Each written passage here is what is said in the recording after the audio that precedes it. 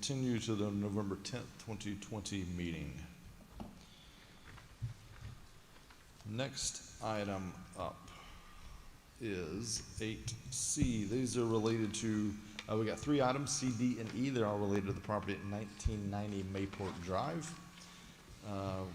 City Attorney will read these ordinances a second time by title only.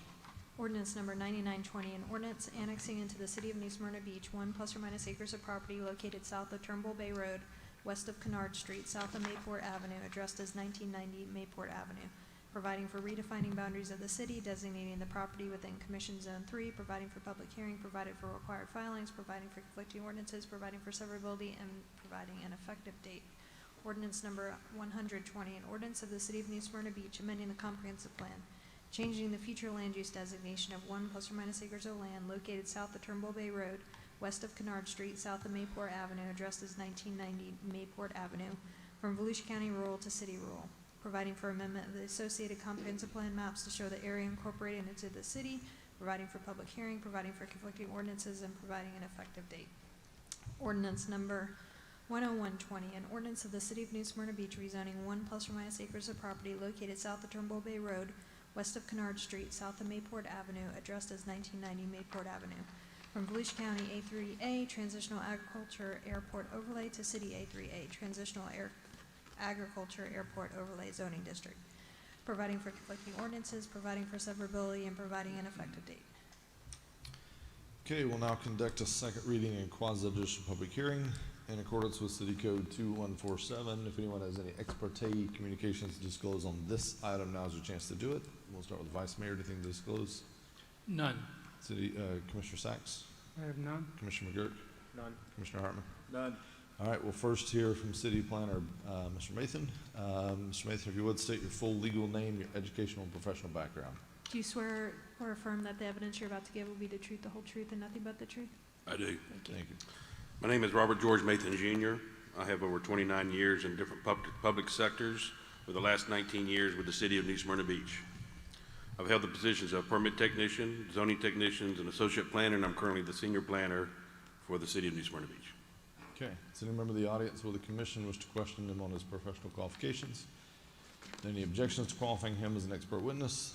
Being no objections, he's determined to be an expert in the area of land development, qualified to give opinion testimony. Mr. Mathan, are you familiar with the ordinances number 99, 100, and 101 regarding the property at 1990 Mayport Avenue? I am familiar with all three of the applications. Please state whether it's consistent with the city's comprehensive plan and share your recommendation. All three applications are consistent with the city's comprehensive plan, and staff recommends approval. Thank you. Any member of the city commission wish to question, or the applicant wish to question Mr. Mathan on his testimony?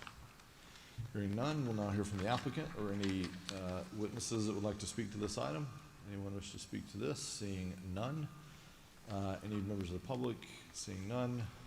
We'll now hear from closing remarks. There are none. All right, second reading and public hearing is closed. We'll now consider ordinance 9920. Do I have a motion to adopt ordinance 9920? So moved. Second. Motion by Commissioner McGurk, second by Commissioner Hartman. City Clerk, if you would call the roll. Commissioner McGurk? Yes. Commissioner Sachs? Yes. Vice Mayor Colodi? Yes.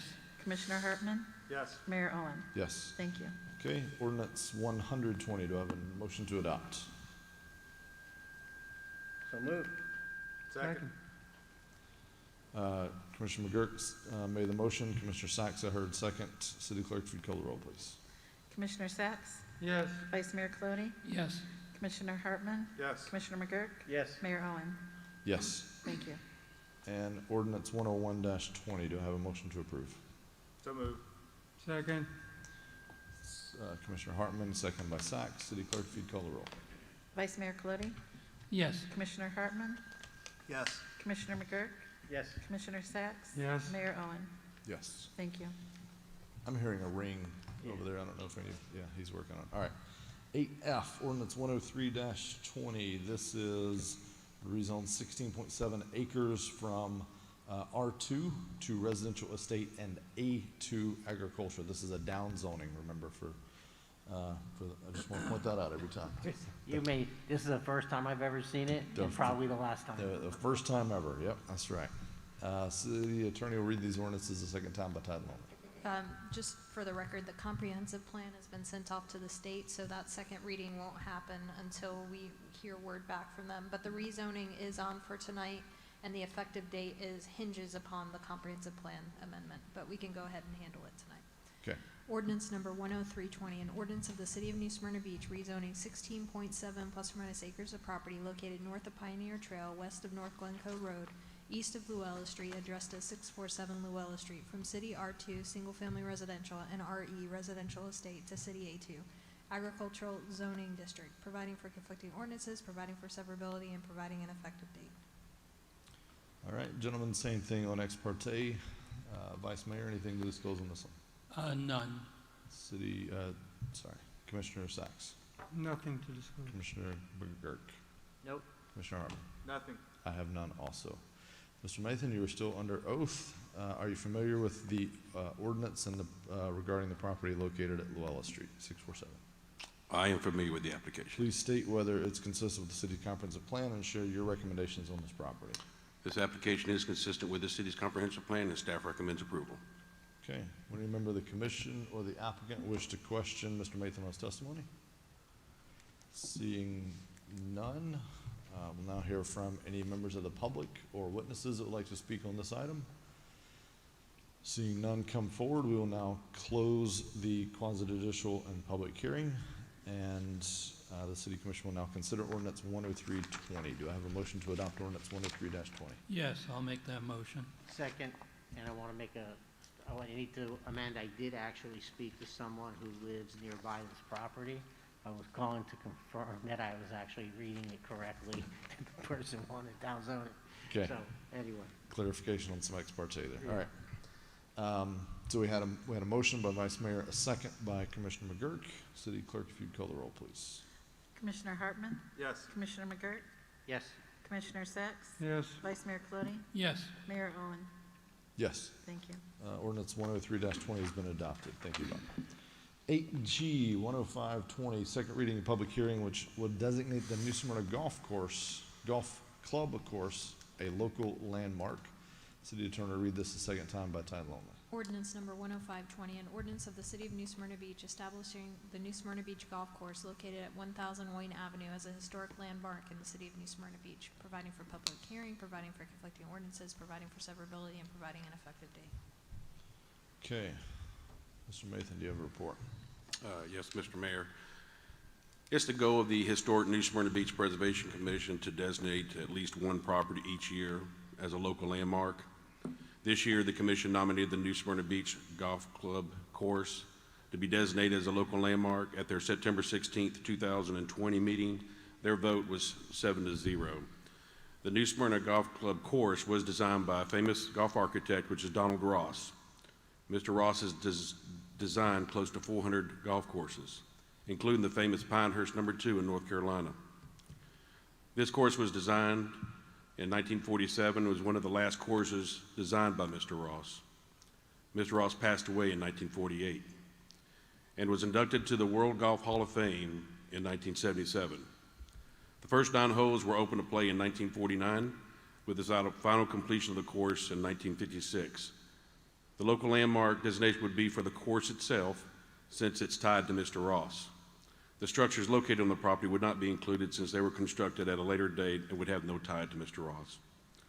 In August 2018, the club was listed as a partner on the Florida Historical Golf Trail, and the application has to meet at least one of the criteria to be eligible for this designation. Since the application meets 6 out of the 8 criteria, staff would recommend the City Commission to designate the New Smyrna Golf Club course as a local landmark due to the history and architectural value to the city. And that's the subject of my report. Thank you, Bob. It's a public hearing. Any members of the public wish to comment on this item? Seeing none, we'll close the public hearing. Do I have a motion to adopt ordinance 105-20? I would like that motion, to make that motion, and I do have comments if it's seconded. All right, Second. we have a second. Go ahead, Commissioner, Vice Mayor. As was stated, this is based on the fact it was designed by a very prominent person. And as a person who does play golf and was out there earlier today, I can testify that each golf course designer has particular things that he includes in his design. And this course has all of those features. We may think of it as a simple municipal course that's not really that great in length or size and pretty compact, but some of the features that were designed in there make it a quite difficult course to play. So I think this is well deserved. Okay. We had a motion, we had a second. Go ahead, Commissioner. So this just is the course itself and doesn't necessarily include the buildings or the structures? That is correct. It's just the course itself. Okay. So this would not hinder any type of maintenance issues or Okay. buildings that need to be either torn down or replaced or built. Okay. It's just the course and the layout of the course and the design itself. Thank you. Okay, I wish I had as much time to play golf. I tried to play one time, it was hard, so. You'll have to come out sometime. What's that? Yeah.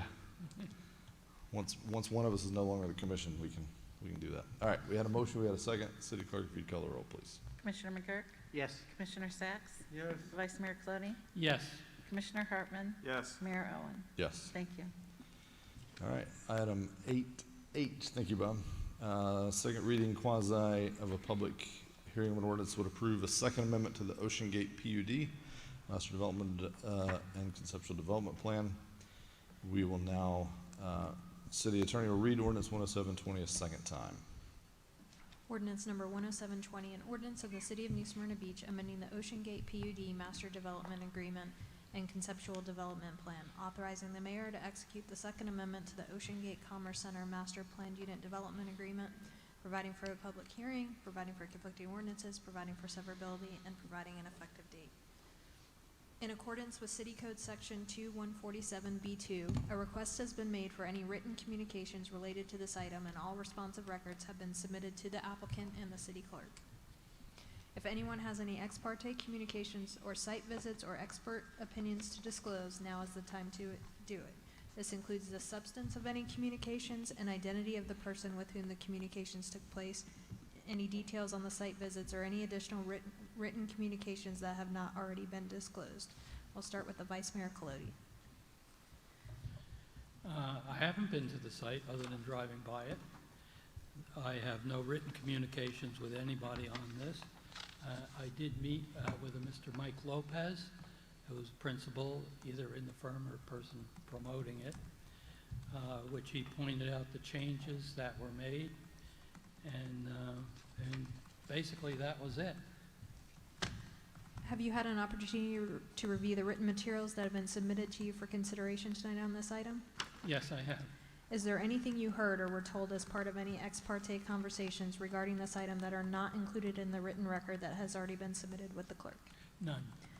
Will your vote tonight be based solely on the written record submitted and the oral testimony given tonight on this item? Yes, I will. Commissioner Sacks, do you have ex parte disclosures? Yes, in the previous commission, I had an ex parte, a verbal one with Mr. Lopez and Mr. Snowden regarding their wishes for this property in the future. Have you had an opportunity to review the written materials that have been submitted to you for consideration tonight on this item? Only preliminary sketches, drawings. In the staff report and the other items that have been submitted, you've reviewed Yes, it's those? very hard to recall. I think they were provided by the applicants. I'm talking about the agenda item, the staff report, the Tonight's, items. Yes. Is there anything you've heard or been told as a part of any ex parte conversations regarding this item that are not included in what you've reviewed for tonight's material? No, Will your vote tonight be based solely on the written record submitted and the oral testimony given tonight on this item? yes. All right, Mayor Owen, Yes. any ex parte disclosures? No, I did receive one email from Mike Lopez requesting a meeting that I realized earlier this week I forgot to respond to. So, sorry, Mike. Have you There had you an go. opportunity to review the written materials that have been submitted to you for consideration tonight on this item? Yes. You've already stated no ex parte conversations. Will your vote tonight be based solely on the written record submitted and the oral testimony given tonight on this item? Yes. Commissioner McGurk, any ex parte disclosures? Yes, I've had meetings and discussions with Mike Lopez and Mr. Snowden, both senior and I guess would be a junior. both from previous times and recent regarding this agenda item. Have you had an opportunity to review the written materials that have been submitted to you for consideration tonight on this item? Yes. Is there anything you heard or were told as part of those ex parte conversations regarding this item that were not included in this written record? No. Will your vote tonight be based solely on the written record submitted and the oral testimony given tonight? Yes. Commissioner Hartman. Disclosures? Yes, over the last 4 years, I've met with Mr. Lopez and Mr. Snowden Senior to discuss this. I've attended both, or the planning and zoning meetings where this was presented before planning and zoning. And then most recently met with Mr. Lopez and the younger Mr. Snowden to discuss what they had presented at the P&Z and to have some conversations about what they actually had planned going forward. Have you had an opportunity to review the written materials that have been submitted to you for consideration tonight? Yes, I have. Is there anything you heard or were told as a part of those ex parte conversations that are not included in this written record that's before you? Yes, in our most recent conversation, we talked about security issues going forward, possibly helping out with some infrastructure and helping with the police department in doing some video stuff going forward, and they both seemed amenable to that idea. Other than that particular conversation and the written record and any oral testimony tonight, will your decision tonight be based on any other evidence? Yes, it will. Just on tonight's, Okay. okay. So for the record, it will be based on the conversation regarding the infrastructure, the written record, and any oral testimony submitted. That's, yes. Thank you. Okay. All right. We'll now hear from Chief Planner Gove. You are still under oath. Do you swear or affirm that the evidence you're about to give will be the truth, Oh, the sorry, whole truth, different and one. nothing but the truth? I do. Thank you. Where did Bob go? Y'all pulled a, I read the name here, but I thought it was Bob still standing up there. My bad. All right. If you would, please state your full legal name and give your educational professional background. My name is Jeffrey Gove. I'm Chief Planner and have been since 2012. I've been a practicing professional planner in the state of Florida for over 30 years and have been a member of the American Institute of Certified Planners for the last 25 years. Okay. Does any member of the audience or the commission wish to question Mr. Gove on his professional qualifications? If not, are there any objections to qualifying him as an expert witness in the area of land development? Hearing no objections, Mr. Gove is determined to be an expert in the area of land development and qualified to give an opinion testimony concerning these matters. Mr. Gove, are you familiar with Ordinance 107-20 regarding the Ocean Gate PUD? Yes, I am. Please state whether it's consistent with the city's comprehensive plan and share your recommendation on the Ocean Gate PUD. Yes, we've found it consistent with the comprehensive plan for its activity center, future land use designation, and the other comp plan elements, and are recommending approval. Okay. Would any member of the commission or the applicant wish to question Mr. Gove on his testimony? Go ahead, Vice Mayor. I did take a look at the plan. I know it goes back a number of years, and since it was originally approved, we've modified our wetlands criteria concerning density. We've also increased the landscaping requirements along 44. Are those items addressed in this revised plan? They're not specifically addressed in this plan. There's a proposed hotel as part of this second amendment that does have a density calculation associated with it. So we didn't go to that aspect of calculating the density, except for the fact that I guess I need to start from the beginning with where we are in the plan. This is 181 acres. That's PUD that was first approved in 2013. The first amendment to the PUD was approved in 2017, which added just under 3 acre property. Didn't really add it, but it was called for its development for the racetrack and the entrance road at the signalized intersection. And the second amendment is now for a few different items, but one is for a change to the conceptual plan to allow more definitive development of the north 47 acres. That's proposed to be developed into 10 lots. One of those lots is for a proposed Holiday Inn, and they have submitted, along with this application, concurrent applications for subdivision of the property and a site plan for that Holiday Inn.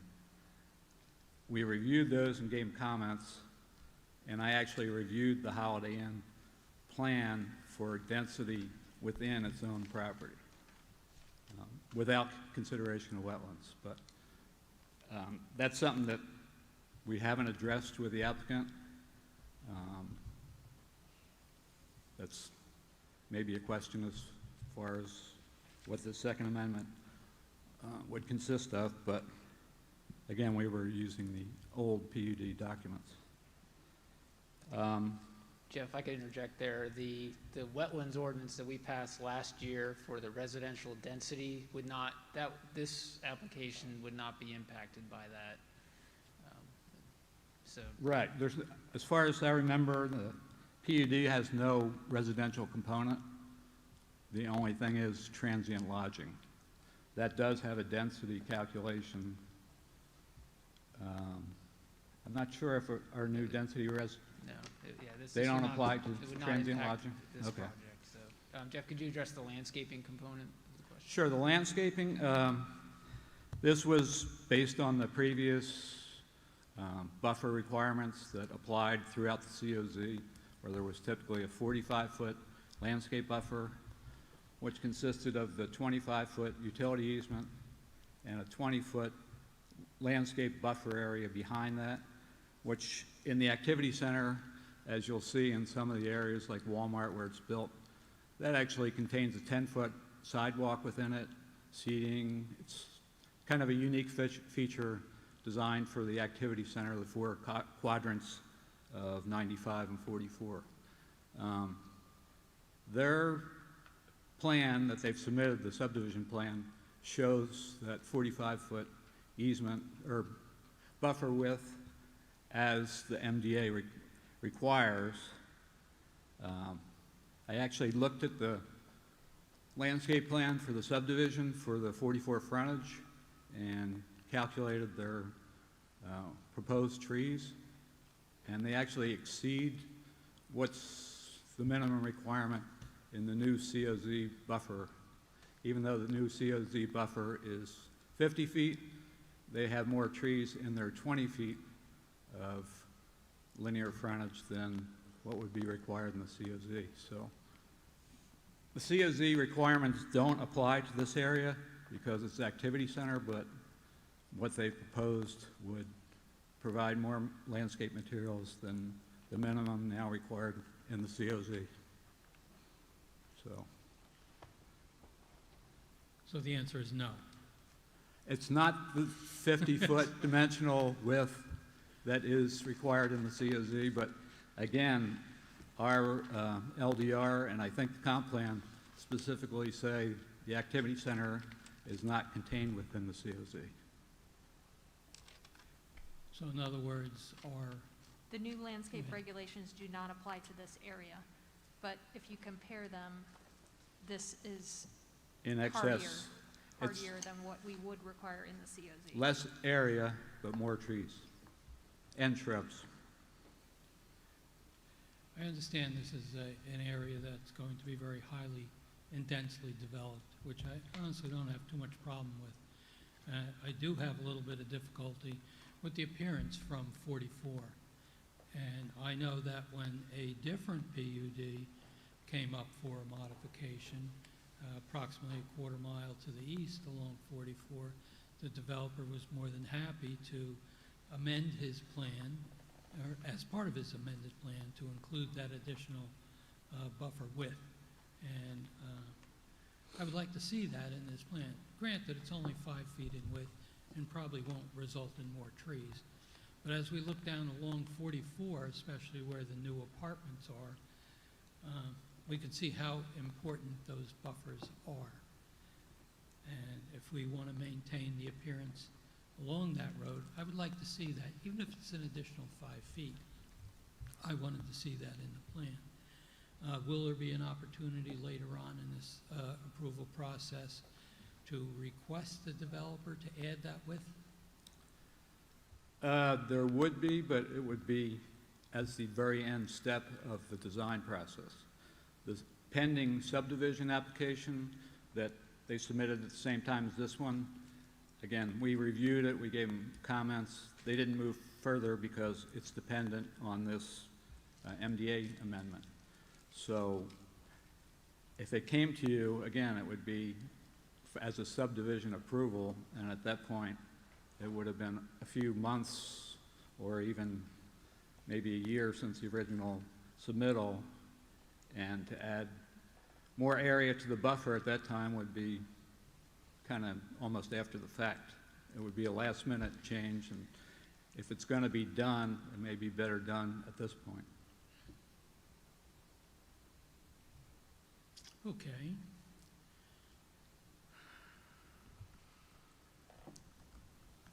Vice Mayor, can I elicit questions from Mr. Gove? and Yeah, come back please to you? do. All right. I'm thinking this over. I thought so. All right. Any other questions from the commission of Mr. Gove on his testimony?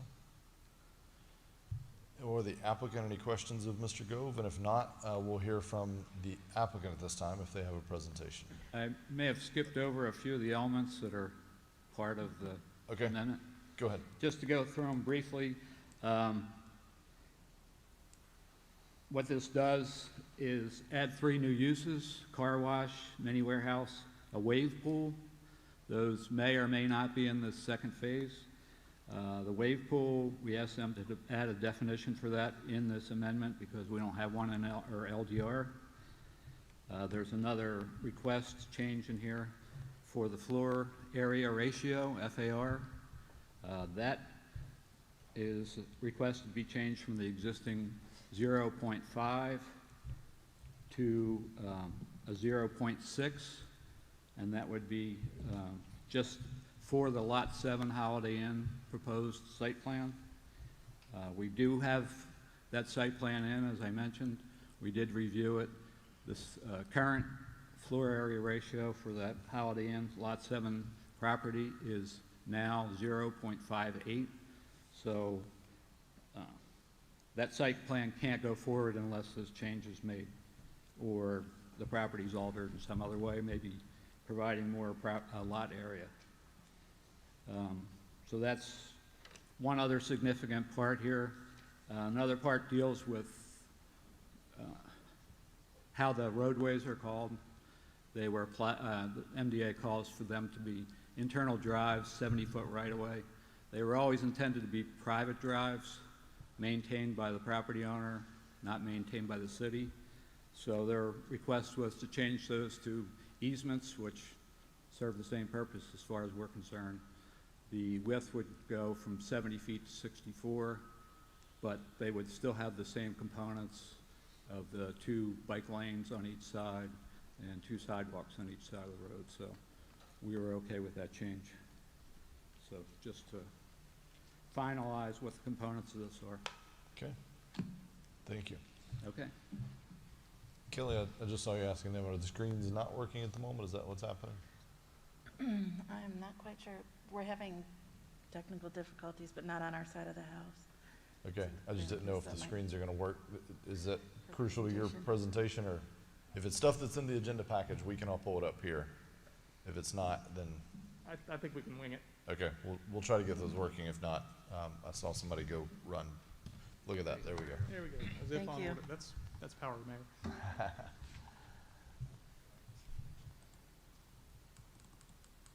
Okay, so we'll now hear from the applicant. Okay. Go ahead. Mr. Mayor, members of the commission, thank you for the opportunity to be here this evening. For the record, Mark Watts with the law firm of Cobb Cole, 231 North Woodland Boulevard, DeLand. We have let me start off by thanking Jeff and Brian and the rest of your staff for working with us. Maybe? Yeah, we're getting. I've had nonstop computer issues for the past 2 days, so I'm guessing it's me. Hopefully we'll see if it works here. Maybe? There we go. In any event, thank you to your staff. They've been great to work with as we've kind of worked through the issues. This is really kind of a number of housekeeping items that really resulted in the need to come through and do a major amendment to address a couple of points. So let me walk through just on the slide here the points with regards to the major pieces of the amendment that's proposed for you this evening. Kind of the first amendment, again, updating the conceptual development plan. I'll talk about that and show you a map in a minute. There's a couple of reasons for it. Jeff referenced the kind of change in configuration of some of the roadways. I'll show you on the next slide how that helps avoid substantial wetland impacts that were in the original conceptual development plan attached to the approved PD. So I'll walk you through that in just a second. I also wanted to point out, I do recognize, go back here. Is this working, or is it just me or you? That was you. Okay. I did create a new word, and I forgot to update again that before, since the P&Z meeting, but it updates certain criteria, not criteria in the MDA relating to the CDP and some of the buffering and lot standards. So I'll walk you through that as well. And then updates allowable uses to reflect 3 additional uses that we're asking to include in the PD. So let me first also mention that I've got Mike Hale with TEDS Engineering here. He's our civil engineer on the project. He's here to answer any questions you might have from a technical standpoint. And then Vince Snowden and Mike Lopez, who are the owners, and Ocean Gate LLC. So with that, let's see. There we go. I think it's now armed. Can you just flip the slides, go? Just. Pointing in the wrong direction there. Okay.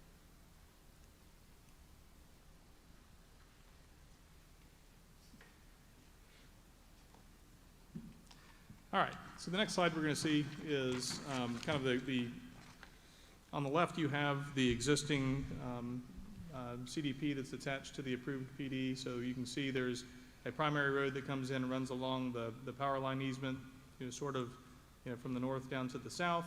And then you've got the secondary road that comes around here. What we have done, the primary reason that we wanted to update the CDP is we're proposing to bring the road in, make with the existing power line easement, one of the criteria that we have to meet to satisfy the power company is to cross as near a 90-degree angle, cross under their lines as possible, and obviously in between the structures they have there. And so that's one of the reasons why we've got this coming in and then kind of curving under that to serve all of the property and reduce the amount of pavement in the additional roads that need to come in there. You'll see it a little bit better on the next slide, but this area right here is one of the principal wetland areas on the site. And if you see, the existing CDP really kind of cuts right through the middle of that. So one of the benefits of kind of this rerouting and reconfiguration of the roadway is not severing that wetland with a road crossing. So we think that certainly provides a benefit to it. Can you orient me? Is the racetrack visible in here at all? Is that top left corner? Racetrack is right here. That's what I figured. All right, thank you. So this is racetrack. It's on the existing CDP as well. So yes, that's, and so you've got 44 running along here on the north side, and then the interstate frontage along here. Okay. So this is just we wanted to help kind of show you the different development criteria. It's a little bit hard to see in here, but we tried to provide some green in here that shows where we've got some of the landscape buffering that's specifically called out in the criteria in the update. Obviously, this is the new roadway alignment. This remains the 120-foot right-of-way. These are the roadways that we are proposing to take from public roadways, keep them private, keep them privately maintained, but still provide for the same profile from the standpoint of bike lanes, sidewalks, trails, things of that nature. Just have it in a private easement that is privately maintained, but open to the public. So that was one of the shifts in the overall criteria. And again, you can see this is that wetland area that I mentioned, before the road actually came right through here and severed, would have created an impact to that wetland area if we had tried to go through and permit it that way. Don't know if that, even would have been permittable, but obviously this configuration avoids that overall impact. With regard to the uses, Right now, the existing PE does allow car washes. It allows them as an accessory or, an additional portion of a gas station or convenience store. So this just clarifies that it also can be a standalone use, citing to the existing definitions in your code. So we're just using, the same definitions and use that's defined by the LDC and allowing that as a principal use. It adds warehouses, mini warehouses, again defined by your existing code. As a potential use. Obviously, that is something that we're looking at that farther to the south. If you look at the overall layout, we would anticipate that use, kind of down in this area rather than up closer to the road. I think that has a couple of benefits from a landowner standpoint. It is certainly a valuable use. From a community standpoint, though, it's a very low traffic generator. And so I think that there's a benefit to that use being provided in the overall mix. Because it does take some of the land and guarantee that it would be, if it's developed as that, it would be a lower overall, traffic generation rate. And then finally, wave pool is included and defined as a use. Now, when we started this process with staff, we were looking at, what's a wave pool? When we got our traffic engineers to look at it, the only thing they could come up with was water park. That scared all of us because we didn't want that type of traffic or trip generation type thing associated with it. So what our clients, and Mike Lopez, I'm sure, has mentioned this in some of his discussions, they are working with a company called Perfect Swell to actually bring a surfable wave to one of the phases within the project. Primarily, this is expected to go in this area here. That's phase 3 on the CDP that is attached to the amendment. But we defined it as a use that would be limited to 20 participants an hour. So this is something where you actually can, and I've talked to a number of folks, not just in New Smyrna, but former county council member Josh Wagner actually called me up unsolicited and said, I heard, this particular wave pool has gained a following around the country. It apparently is considered a very, one of the better surfable waves that you can build a facility to provide. And Josh indicated he was very excited to try and come down here and be able to surf this particular facility. So, with the beach and the focus on surfing that New Smyrna has historically had, we think this is an interesting potential to add into the mix for the overall development that can provide a feature for people to maybe turn off a little bit earlier than coming into the beach fully and still be able to enjoy surfing in New Smyrna. So, with that. Happy to answer any questions you may have. I think that kind of covers the specific things we were asking to revise in the overall PD. I will note, as with regard to things like the development criteria that are associated with the activity center, we have maintained all of that. We're not asking to change any of those. So the criteria that I think the city, published that design criteria booklet. It's attached as a portion of the original plan development approval for the site.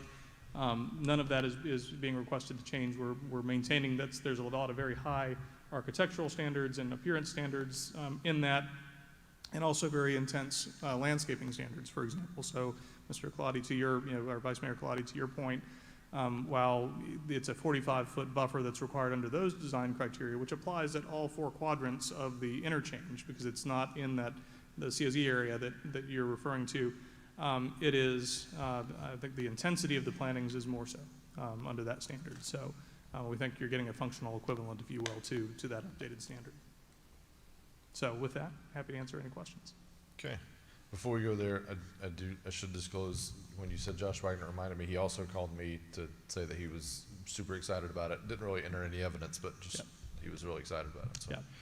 That's pretty much what he said to me too when he called me as well. Josh, right, if you don't know, Josh is a passionate surfer, and I think his first and last things that he did on the county council, the first thing he tried to do was reduce the setbacks on the Sunglow Pier so that surfers could surf closer to that, and they denied that at that point. And his last meeting, we actually got it approved and cut those setbacks in half because that was one of those big things that he wanted to do in his time in office. So I didn't know that, and this is I think the first time I've heard from him since being elected, so he obviously is passionate about this. But. Yep. All right, do we have any, let's see where I'm at on my script here. Heard from the applicant. Any questions of the applicant? Questions of the applicant? Vice Mayor. I appreciate your comments on the landscaping buffer. Would there be any detriment to you to increasing the width of that buffer 5 feet? The difficulty, I think, would be, so this project has been underdeveloped for a number of years. We have a portion of it that was already developed under the existing standards. So I think the difficulty would be created, certainly it wouldn't affect the overall property. It would affect the properties along 44, so those out parcels that are already kind of sized and configured based on both the road, right-of-way to the north, the access road that will go behind them to the south. So that additional 5 feet would create some constraints on their overall site plan layouts. But again, we've actually added more intensity from the landscaping standard into the area that's between them and the 44 right-of-way. On the subject of turning that one road into an access easement, you would be then running the individual parcel property lines out to the center of that easement? That will likely be, when we plat it, it'd actually be a platted easement that would come in there. So no, it would be an easement that goes across there. It would be a tract maintained by the owners association. But the actual size of the individual lots would be greater. Based on the 6-foot reduction in the right-of-way width?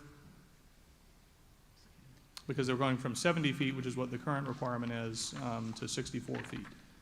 Okay, under the current standards now, the property lines for those individual parcels runs to the sideline of that 70-foot. Correct.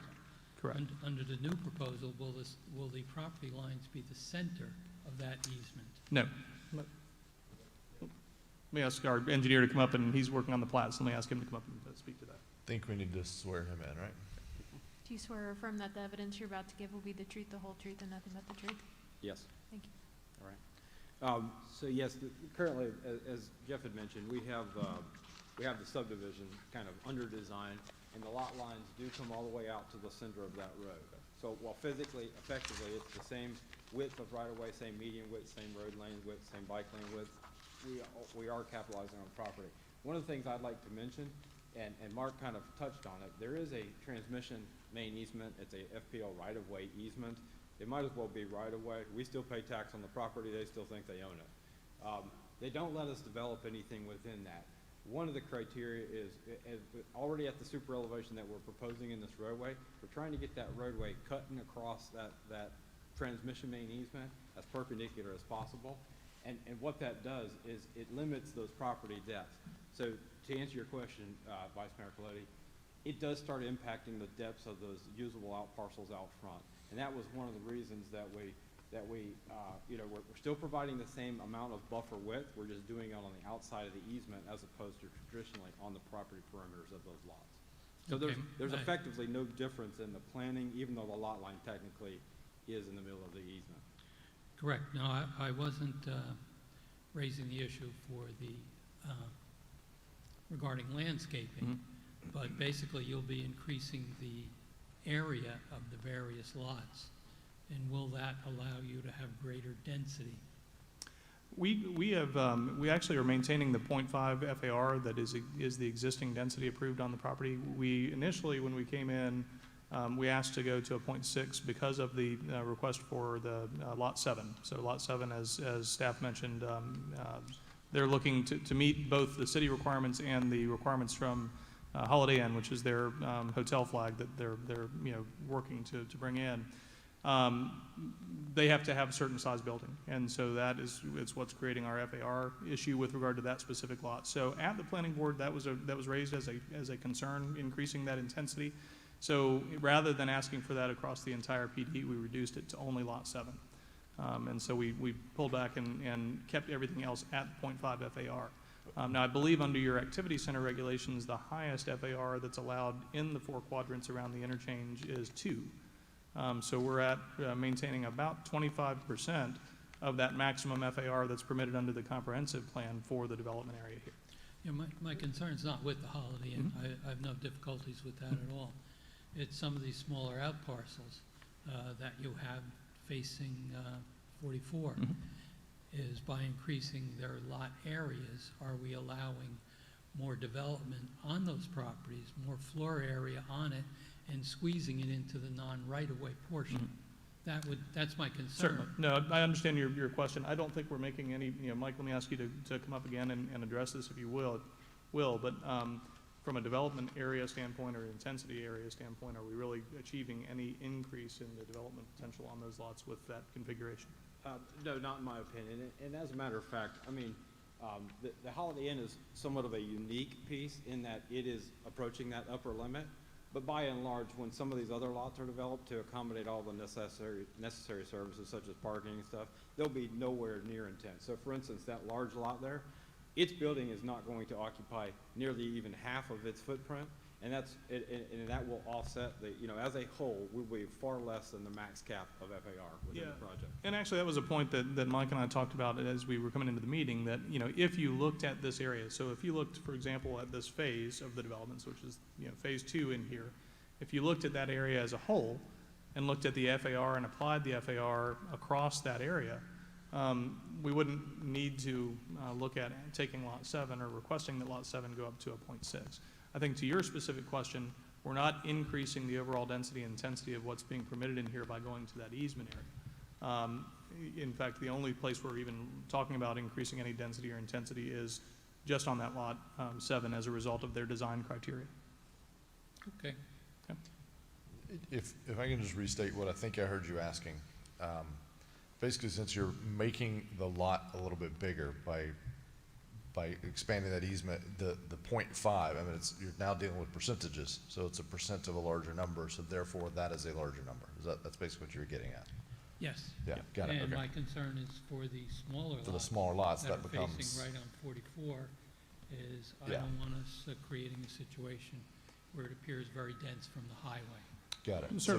So that subtle change with the right-of-way and the easement could, in fact, result in kind of an unintended, perhaps, consequence. I see where you're going. I didn't follow you for a while, but I caught up. And I think if that is the specific concern, I don't think we would have any problem specifying that the area of the easement for the roadway would not be counted towards our FAR calculation. That would be great. I think that's what he's going for, yeah. Happy to do that.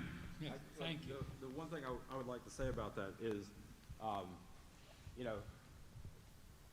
those lots, to provide all those necessary services, and like I said, I already think several of those smaller out parcels that you're asking about, they don't have any chance of coming near that max FAR already. So if we do that restriction, that further restriction that's not been, part of any request or part of any plan or discussion with staff, I do have some concerns that we'll restrict them down so far that they won't get users in there, and they'll sit as out parcels, just as they have across the street for a while. Well, with that, with the restriction as proposed by the applicant, you're not reducing anything. You're maintaining what you have on your plan right now. Maybe I misunderstood you. So we would just take, the road area would not be included in the FAR calculation for the lot. So the area covered by the easement would be deducted. I mean, I think we can live with it. I do think some of the smaller out parcels, we're gonna be even further restricted in terms of the likely size of the buildings that the users would want there, but I understand. I also wanted to just clarify for the public, and then we'll get to other questions. We keep, the term subdivision has been used a bit today. I think most of us think residential rooftops when you hear that. Correct. We're not talking about that at all. We're talking about subdivision of a broader parcel to smaller parcels. So just- Subdivision under Florida law, subdivision refers to any time you're recording a map that divides property. I hear you. So- I just want to make sure. Some folks hear subdivision and they picture. Understood. It's probably already on next door that there's 5,000 homes going in right there. I'm sure that's true. There's, as I think was previously stated, there's not a residential use proposed in any of this. This is commercial. There's a number of uses that are permitted, all as outlined in your activity center guidelines. Okay. Other questions of the applicant and the witness? Just a brief comment. Sure. I've spoken to you about this. I think what I want to make clear is I want quality, high-end development. I think the community's pretty clear on that. We're building for the next 50 years, not what the last 50 years has been. Thank you. Yeah, no, we're clear on that. I think, one of the things, in fact, one of the things we've heard from Holiday Inn as they've been going through some of their site plan review is that the architectural standards and the guidelines are very hard. They're very, very stringent. And so, but we're not asking to change any of that. You've got your activity center design book. It's part of, it's you know, an attachment to the existing PD, and it remains an attachment to the existing PD. Thank you. Mayor, you looking for a motion yet? No, I want to make sure we've got, I think there's more we got to do, but let's get some other comments. Go ahead. Well, Mark, I had spoken to Vince and Mike just quite some time ago, and the impression I got was that they were looking for quality. I know that some of the uses include the car wash and mini storage. So now I'm already looking at a hodgepodge, kind of haphazard. What can we put in here? What can we put in there? But what cued my interest was the theme park, the water theme park. I do have a worry about the traffic impact, but at the same time, a novel idea like that would be an interesting, I think, in my view, a good feature to add to the city.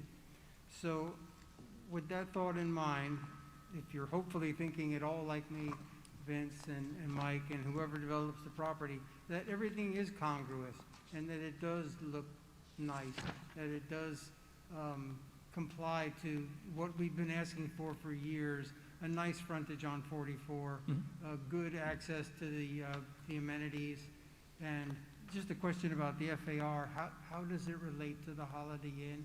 How many rooms would you have?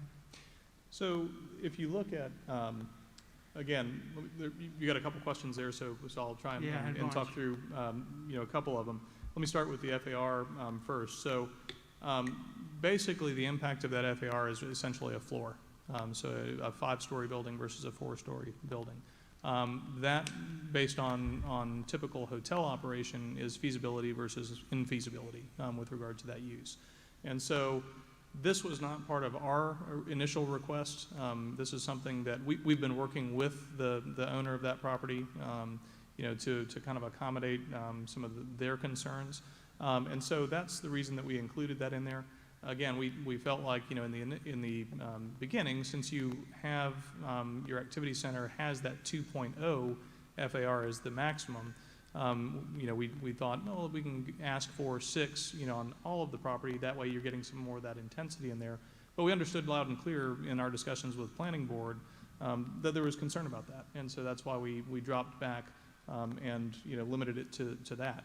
As I said, if we were calculating FAR on the broader property, we wouldn't have any problem with meeting the 0.5 FAR. I think Mike you know, spoke to that a few minutes ago. We won't achieve 0.5 across the entire thing. But since we have to look at it on a lot-by-lot basis, that one lot becomes constrained.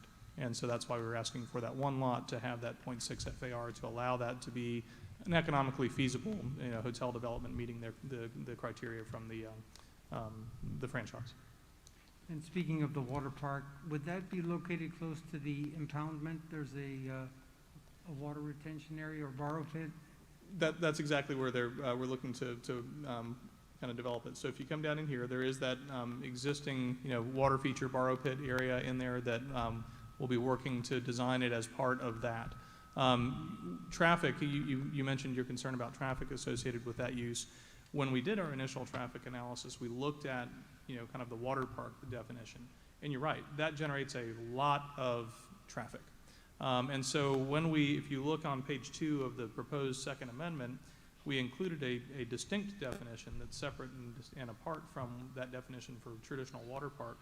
And we included specifically from a traffic standpoint that limitation on 20 participants per hour. That way you don't have a lot of people cycling in and out. You don't have a lot of arrivals and departures.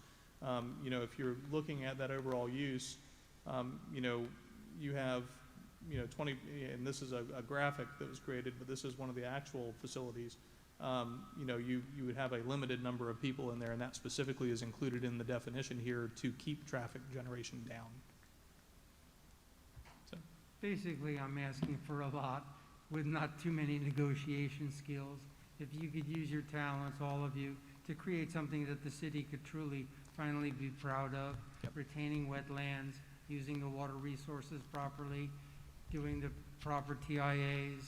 I know the area's gonna be real congested anyway, but if you could make it more useful, user-friendly, you guys could have something we could all be proud of. And I think in speaking with, I've been working with Mike and Vince and Mike Hale, for a little bit over a year now on this, and consistently what I hear from them is the desire to create a quality project in the gateway here. So I think those plans are consistent, and I think, again, that's why we have, and we haven't asked to change anything in those gateway criteria, even though they're fairly onerous. But their intent is to create good quality development at the city's gateway. Thanks, appreciate it. Question for you based on what he just raised. Walk me back through that borrow pit. I now just pulled up an aerial image, and is it going to, it's going to still be there, right? You're just going to work around it, or how's that going to, where does that fit in? It is, our intent will be to work to modify that, so that becomes part of, what you see here. So you have a borrow pit there that is a man-made feature of the property.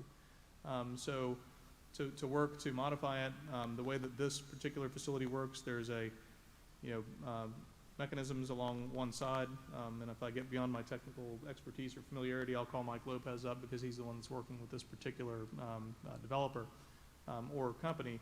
But there are mechanisms along one side of this longer pool which create the wave action. And so we'll be working with staff and all appropriate permitting agencies to take that existing borrow pit, modify it to be kind of this wave pool facility on the property.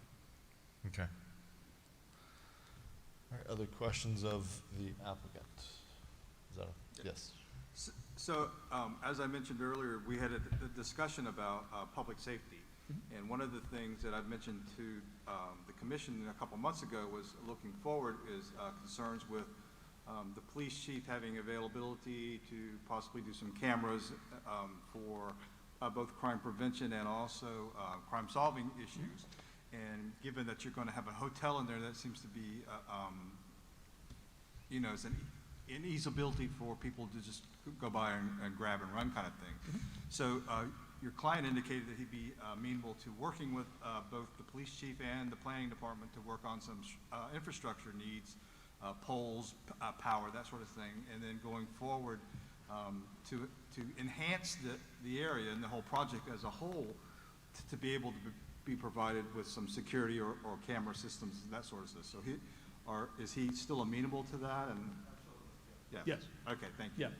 Yeah, we're certainly happy to do that, and if you, I don't know if that needs to be incorporated here and specifically or simply stated on the record that we'll cooperate with city staff with regard to the installation of security apparatus in partnership with the police department. I'm good with just on the record, so this time, don't let me down. Certainly. Okay. It's a public hearing, so we'll open it up real quick for the public. Any members? Oh, sorry. Yeah, I was just going to say, happy to come back up and answer any other questions you might have. Yeah, we'll have closing remarks and everything. So any members of the public wish to comment on this item? Yes, sir. I see one coming in. Please limit your remarks to matters of which you have personal knowledge, and for this one, you get to swear in. Do you swear or affirm that the evidence you're about to give will be the truth, the whole truth, and nothing but the truth? Yes, I do. Thank you. Yes, Joe Blueback. Personal interest came up when it was mentioned that there's going to be a reduction in road width. And with all developments, including this one, I have a bit of anxiety about access being provided to emergency vehicles, the fire trucks, the ambulances, the police cars, being able to get access to where they need to be with cars parked on both or alternate sides of the road. And I hope we don't miss that point. And the second one is, is there a parking space or garage on the site that's presented? Anyway, my questions and concerns. We'll let the applicant respond to those questions. Yeah, I'll attempt on the roads, and Mike will kick me if I say it wrong. But I think if you look at the profiles that are in the CDP that's attached to the Second Amendment, the actual pavement width doesn't change versus the access easements versus the public right-of-way. So we're still maintaining the same travel lane width, and we have to meet all of your criteria under your land development code for emergency vehicle access and apparatus to get through and circulate through the site. So we will have to comply with all those standards and make sure that we're meeting those standards as we continue to design. So that will certainly be taken care of. With regard to parking, There's not a parking garage that's proposed as part of this at this point in time. So we would be working under your code and the standards that are in both your code, your overlay for surface parking for the site. In those roadways, Mike, correct me if I'm wrong, I don't think we have any on-street parking in any of those primary roadways coming in, so that wouldn't, I think, be an issue. Okay. That's correct. And I'd just like to add that, you know, the roadway, basically the roadway that's out there right next to the racetrack now, this roadway is being extended in that same manner. So it's a 4-lane road. The lanes are 12-foot wide. The ones that we're placing within easements are going to be 12-foot wide with 4-foot bike lanes adjacent to them, as well as 6-foot sidewalks beyond that. Down the main road, the spine road that we're extending from racetrack, it will have a 10-foot sidewalk on one side and a 6-foot sidewalk on the other. So, you know, if you've been out there, you know there's plenty of room for trucks to maneuver, access, and we're going to carry that same theme down through the south of this phase as well. Okay. We'll still have it open for public hearing. Others? Yes, sir. Do you swear or affirm that the evidence you're about to give will be the truth, the whole truth, and nothing but the I truth? do, and it should have been my right hand. So We'll still take it. I'm thrown off with the mask. This is more of a question. I've traveled quite a bit, and a lot of the hotels that are on intersections and highways are 4 stories. I'd like to understand why this has to be 5, and why is the hotel company, the Holiday Inn, determining the height for this facility? The applicant like to respond to that?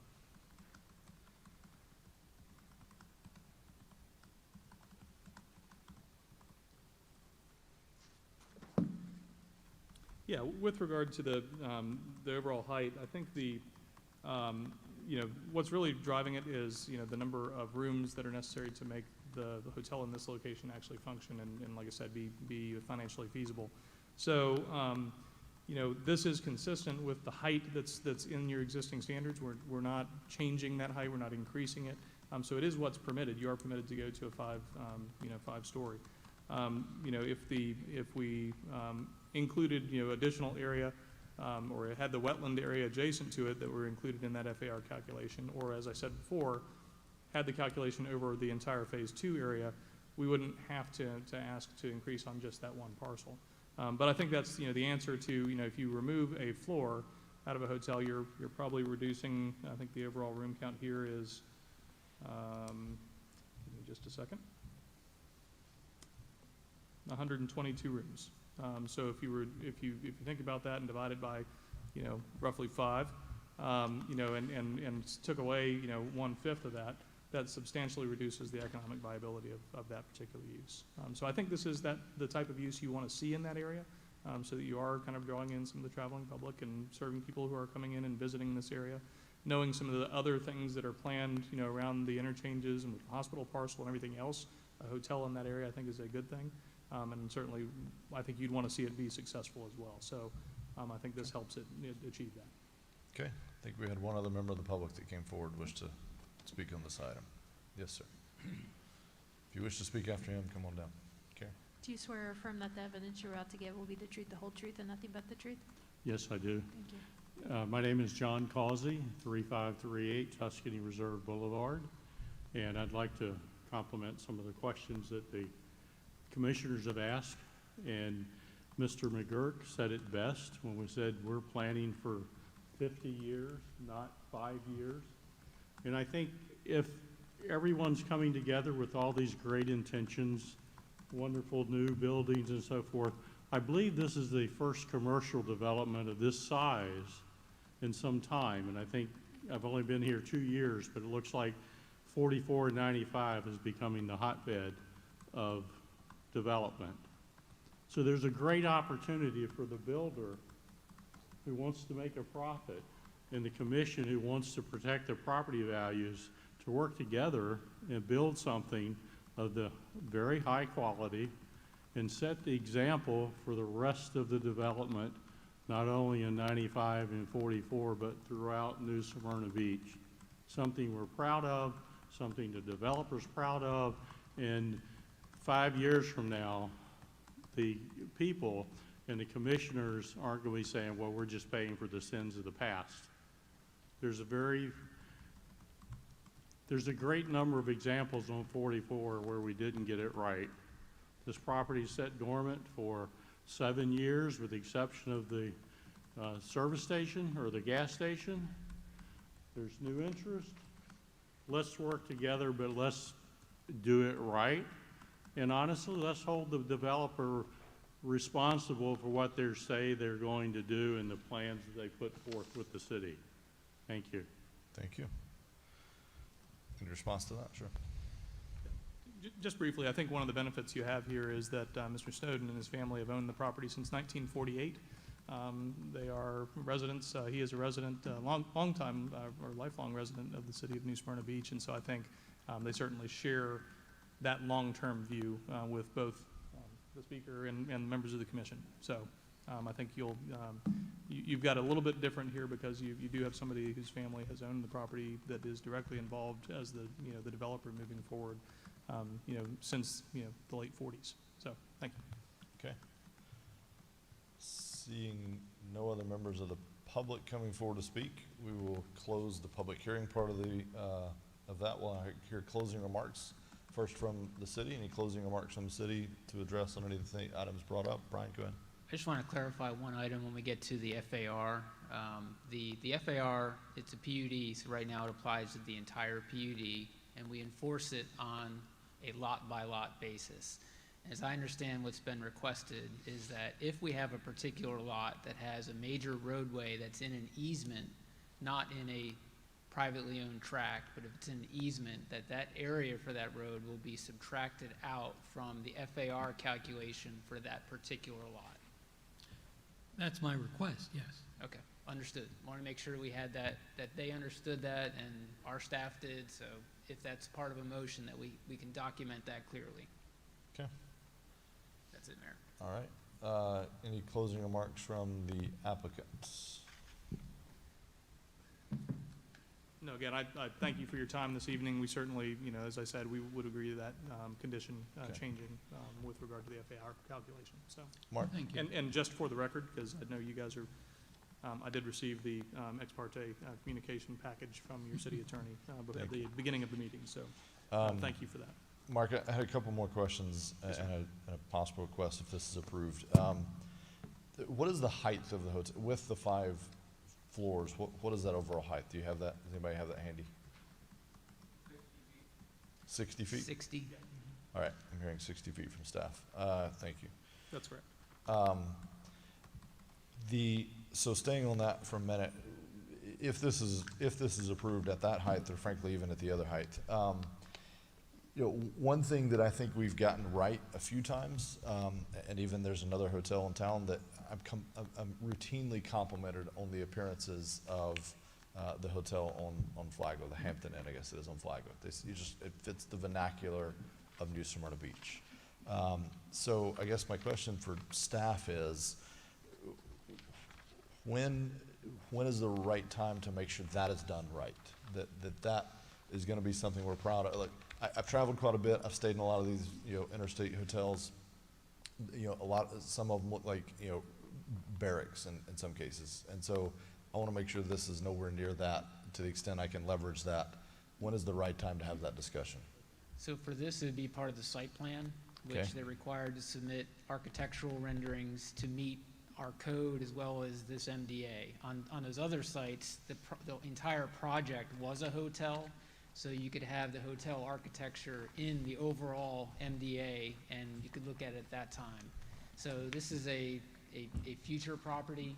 We have looked at some preliminary renderings, but the site plan would approve the engineering and those renderings. Okay. Go ahead, Jeff. Jeff, you want If I can just add to that, we did have the Holiday Inn site plan submitted, and we did give them comments on it. The building comments were part of that too, and Bob has worked with the architect. They've made significant changes and resubmitted a revised building because of that. So. I guess my concern is, we say, Commissioner Sachs said it, the gentleman that spoke said it, like we want it to be something that we're very proud of as a community, but I don't want to miss a chance to negotiate that, I guess, if I can just be totally candid. Like if we're about to approve something, is now the time to say, let's make sure we're getting what we want as a community? And I respect that they're longtime residents and they want to do the right thing. The problem is they're not making every design choice. Holiday Inn is, and they'll, they get a bunch of finance guys like me in a room and they don't care about that, frankly. They're headquartered somewhere else and they want to hit a bottom line number. And so, when is the right time to have that? If there's something specific the commission had in mind, you could add that now. We, obviously, you don't have that rendering in front of you to comment on and say what you like and don't like, so that could be brought back under a separate item, but it's currently not part of this MDA amendment. Okay. And with Was it possible, Mark, to bring back the architectural elevation to be approved by the commission before it's finalized? is that, let me just ask Brian, from a process standpoint, because the site plan for that size building, I believe, would come back to the commission, that would be part of that review and approval. And from a design criteria standpoint, if you look in your agenda materials, page 12 of the Exhibit C to the initial PD is the city's activity center design standards. And beginning on page 12, subsection G, you have the building appearance standards that are adopted as part of this overall set of guidelines that the city adopted in 2004 for that area. So it has a fairly detailed set, of appearance criteria. Now, that being said, I don't specifically represent the owner of that property. So I'm happy to tell you that they'll come back and show you that as part of their site plan. I think that's when you have the opportunity to review and approve the final architecture as part of their site plan approval. So what I would suggest, Mayor, is right now that site plan would only go to the Planning and Zoning Board, that you could make an amendment, I don't know, it needs to be in the agreement or separately, that that Holiday Inn site plan would require, because of its size and location and how special it is, that would need to come to the commission. Okay, but we would want to make sure to add that in as a contingent term, basically, on this. Either. And I don't think, we wouldn't have any objection to adding that on lot 7, particularly because we're asking for the additional FAR on that. Okay. Second, or last question on the road. We're dealing, and I get this isn't residential, but we're as we get more through traffic, more guests, et cetera, we're dealing with, I'm hearing about a lot of speed issues in neighborhoods, non-native traffic and speed issues in neighborhoods. One thing in my, I know this much about traffic and engineering, but one thing I have learned is, road design plays a huge part of that. And so you get roads that feel like a super speedway, people treat them like a super speedway. And what I think I heard you describe was a great road, but it's wide and it's got this bike path and it's got a side, it's got this, I'm picturing it feeling like this super speedway, and I'm picturing that becoming a problem down the road where we're getting complaints that we got people flying down that road at 80 miles an hour because it's been poorly designed. Sure. What I have learned is that roads should be designed to have some chicaneries and other things that kind of cause those constrictions and bends and twists and everything to naturally dampen that, so we're not having to deal with, or not we, but some future commission having to deal with speed humps, speed bumps, chiefs getting yelled at, et cetera. So Sure. Has that been considered at all in these designs, and what things can we do? I do see some curves and bends, which are good, but could we build into the design either now or at some point in the future the right elements to naturally dampen speed? Sure. I'd like to mention that if you look at the originally approved plan, where's the red dot? It's the green dash there. Yeah. This road, that would be your Raceway Road, right? It would be the drag strip south if it were approved as originally. And, this development, for those of us who remember all the discussion that there was on Activity Center here in this community before this plan ever got approved. I think the reality is this plan was somewhat more of a bubble as opposed to something that had wetland science gone into it, planning gone into it, engineering gone into it. So part of this roadway, with that curvature in the road, we've had some discussions with city engineer about, keeping the speeds low at 30 miles an hour. The way the Walmart driveway comes in that's on UC property over here, you simply can't come through this intersection and go quick. And we'd like to carry that same tone down through this neighborhood as well. Right now, we're building effectively a 4-lane roadway to nothing. It's a dead-end driveway. One of the difficulties was when there was so much discussion of where Williamson Boulevard is going to go, And there's been more further discussions, but I think we've confirmed it's not here. This road has already been platted previously as Ocean Gate Boulevard. But that's one of the things we had to do, is to keep this open-ended when we talk with staff, because nobody really knows in our city here what's happening to the south and what we will need in terms of roadways. But I think the design speed, keeping that design speed of that roadway down at the 30-mile-an-hour mark is going to do just that. And I don't believe this is going to be one of those super highways where you're seeing a bunch of speeds on those roadways. Well, and I think if I can add to that, you know, having the on-street pedestrian facilities and bicycle facilities, I think also kind of adds the additional activity on the street edge, and tends to, I think, create some friction to slow things down.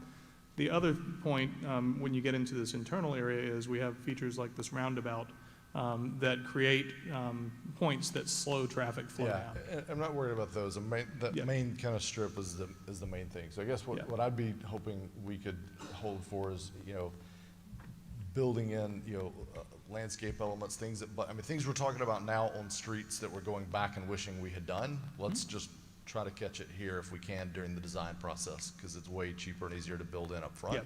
To just add some things where we think speed will be an issue, that we can go ahead and try to plan for that. And I think we can achieve things like that with traffic calming features at pedestrian crosswalks and things of that nature, because we do expect that there will be interaction and activity between the different sides of this. So we're certainly happy to work with staff and the commission and during the design review process to do that. Yeah, and I agree. I don't think it'll be a problem for a long time. As long as that's a dead-end road, it won't be a problem, but eventually. When it goes south, when it goes further to the south, you'll need to make sure those features are there. Some future commission should call us and thank us. All right. Mr. Mayor, if I may? Yes. I think it's incumbent on all of us, and hopefully we'll have it so, using best practices to make sure the roads can accommodate a ladder truck, since you're proposing a hopefully 4-story building.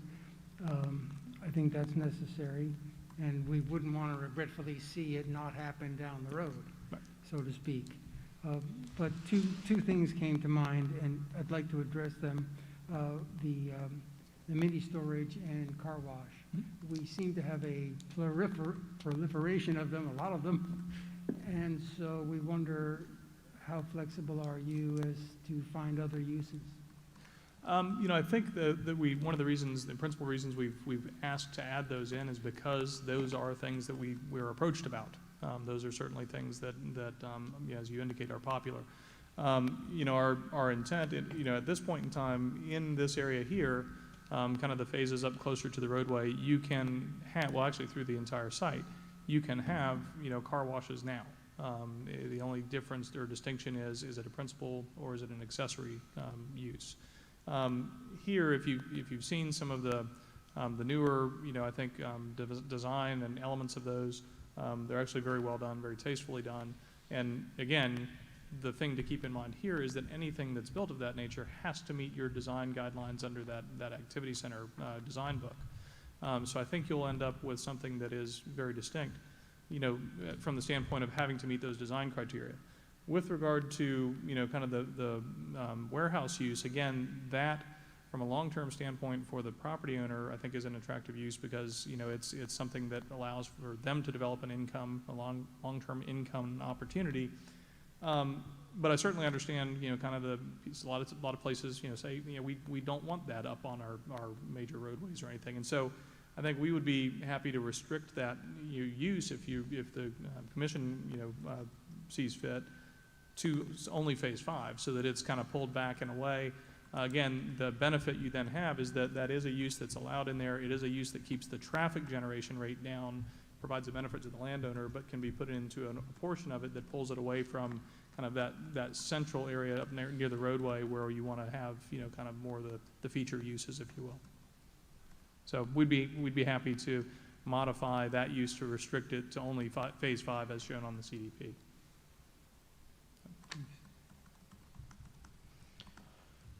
Okay. All right, we will now, any other questions for the applicant before we close this and have commission discussion and decide this item? All right, thank you, Mark, appreciate it. We will now close the second reading and quasi-judicial, and we'll now consider ordinance 107-20. I want to, for clarity, and Brian and Carrie keeping me on track here. I captured 3 specific items that were pointed out as, wouldn't have an issue, I'm paraphrasing, wouldn't have an issue doing, or could agree to, or may agree to.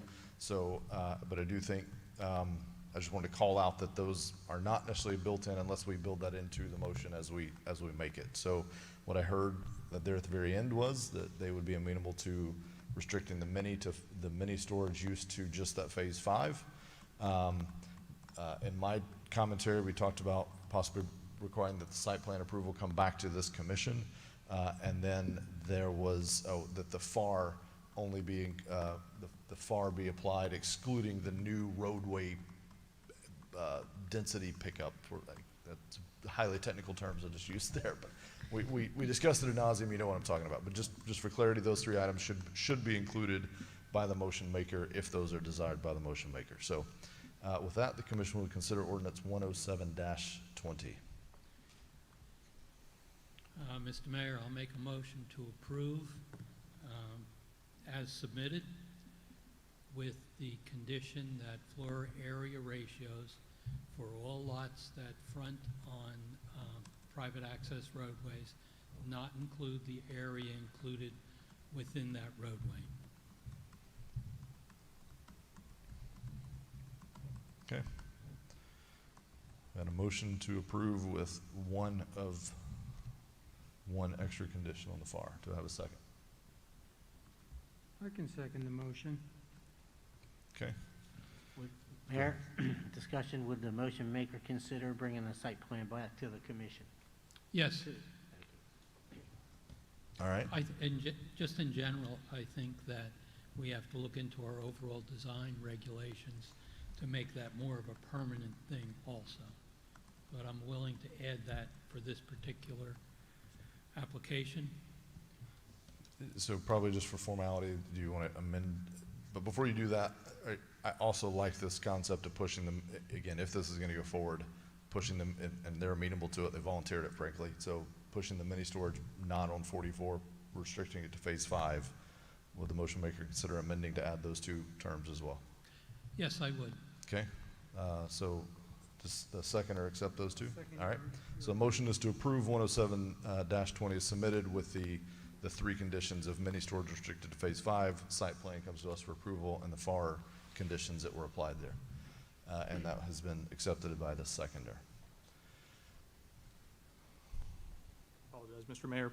One point of clarification, Mr. Snowden just pointed out, it could be possible, and if you'd be amenable, 4 or 5 for that mini warehouse use. So again, the southern portion of the property, but farther to the south away from the roadway in phase 4 or 5. I'll defer to the motion maker. That's acceptable to me. I didn't hear you mention section 4 Thank before. you. Okay. Seconder accept that? All right. So as presented, 3 conditions, mini storage to phase 4 or 5, site plan back to us for approval, and the FAR discussion that was included. And that's on lot 7, correct? What's that? The site plan on lot 7, I think, was the. Yes, first, site plan on lot 7, yes, thank you. All right, we had a motion, we had a second. Any other discussion by the commission? Okay. The one comment I'll make, there's some in our community that would like to see, never another brick in the ground. That's just not a reality. One thing I have been contemplating is we've had this tremendous explosion over the past few years of residential growth to our west. Commercial hasn't kept up. And so when you think of trips and trip generation right now, goods and services that are going to be eventually provided in this area and other commercial activities out there, right now those are trips that all head further east into downtown New Smyrna. So as you think about some of the issues and traffic generation, I think these are, if we have more people that are staying further west, that eases some of the traffic congestion we have. So it's just something to consider.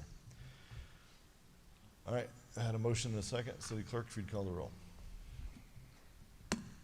Commissioner Sacks? Yes. Vice Mayor Colodey? Yes. Commissioner Hartman? Yes. Commissioner McGurk? Yes. Mayor Owen? Yeah, I'm a no, but it passed anyway. I felt like the hotel should be the size it was approved at. All right, Ordinance 107-20 has been adopted. Thank you. Thanks, Mark. Good to see you all. Ordinance number 108-20, second reading of public hearing of an ordinance which would adopted would grant a non-exclusive construction roll-off service franchise to Precision Containers. We have, sorry, go ahead.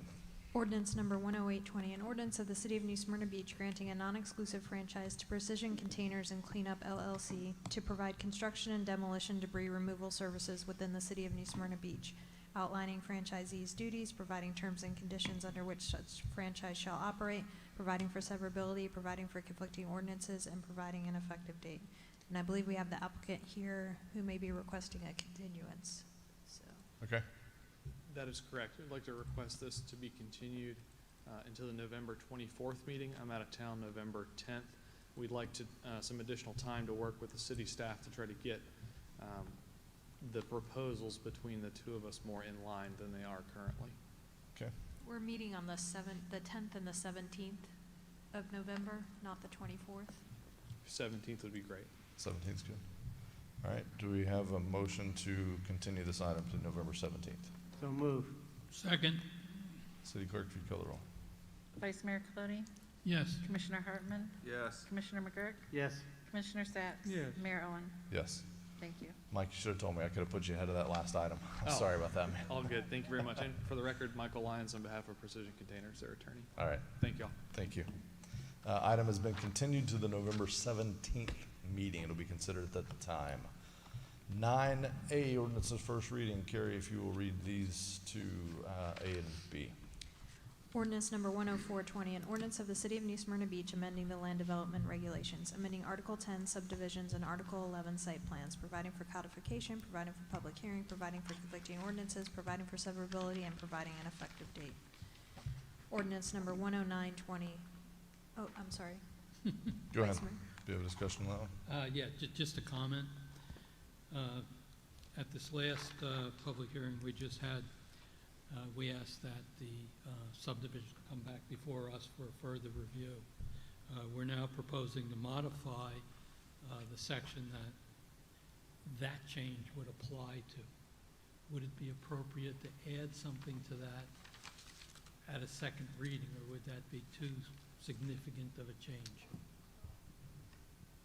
Brian has left the room, and he's probably the appropriate person to review that, but it looks like we could, based on the title, we wouldn't have to revise the title, so we could look at that, and if there's an appropriate place to insert it, we can make sure that that's included for second reading.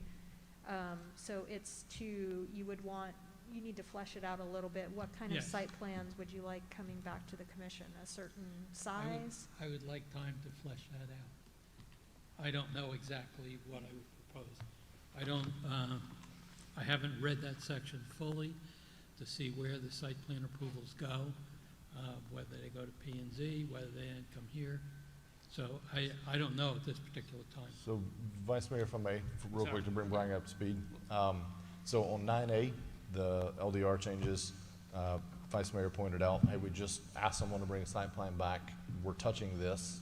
Could we add language or look at that language at least to contemplate whether or not we could add that as a requirement, look at what's required to go where now.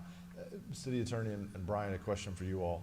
I don't think we can hash that out tonight because I'm not prepared to discuss it. Nobody else is either. So could we, Vice Mayor, work with staff and others can provide input as well, bring some proposals back at that second hearing and we can talk about it at that second hearing and hopefully get language that's close enough. And if we have to get close and then continue that second hearing to the next one, we can do that. Does that sound like, will that work for the staff?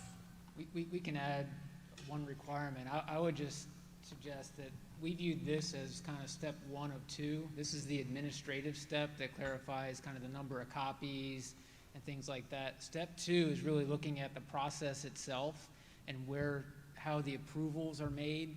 We didn't really touch that with this, so I would say we have more of a comprehensive text amendment on the way to address that with subdivisions and site plans.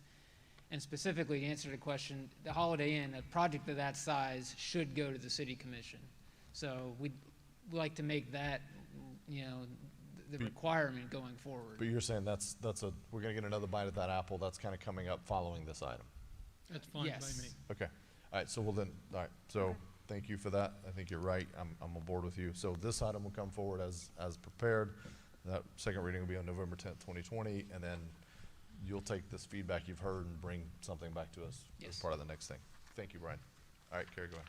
Ordinance number 10920, an ordinance of the City of New Smyrna Beach amending the Code of Ordinances, amending Chapter 26, Buildings and Building Regulations, Article 2, Standards and Specifications, to adopt and amend administrative and technical amendments to the Florida Building Code, and Article 8, Floodplain Management, providing for codification, providing for public hearing, providing for conflicting ordinances, providing for severability, and providing an effective date.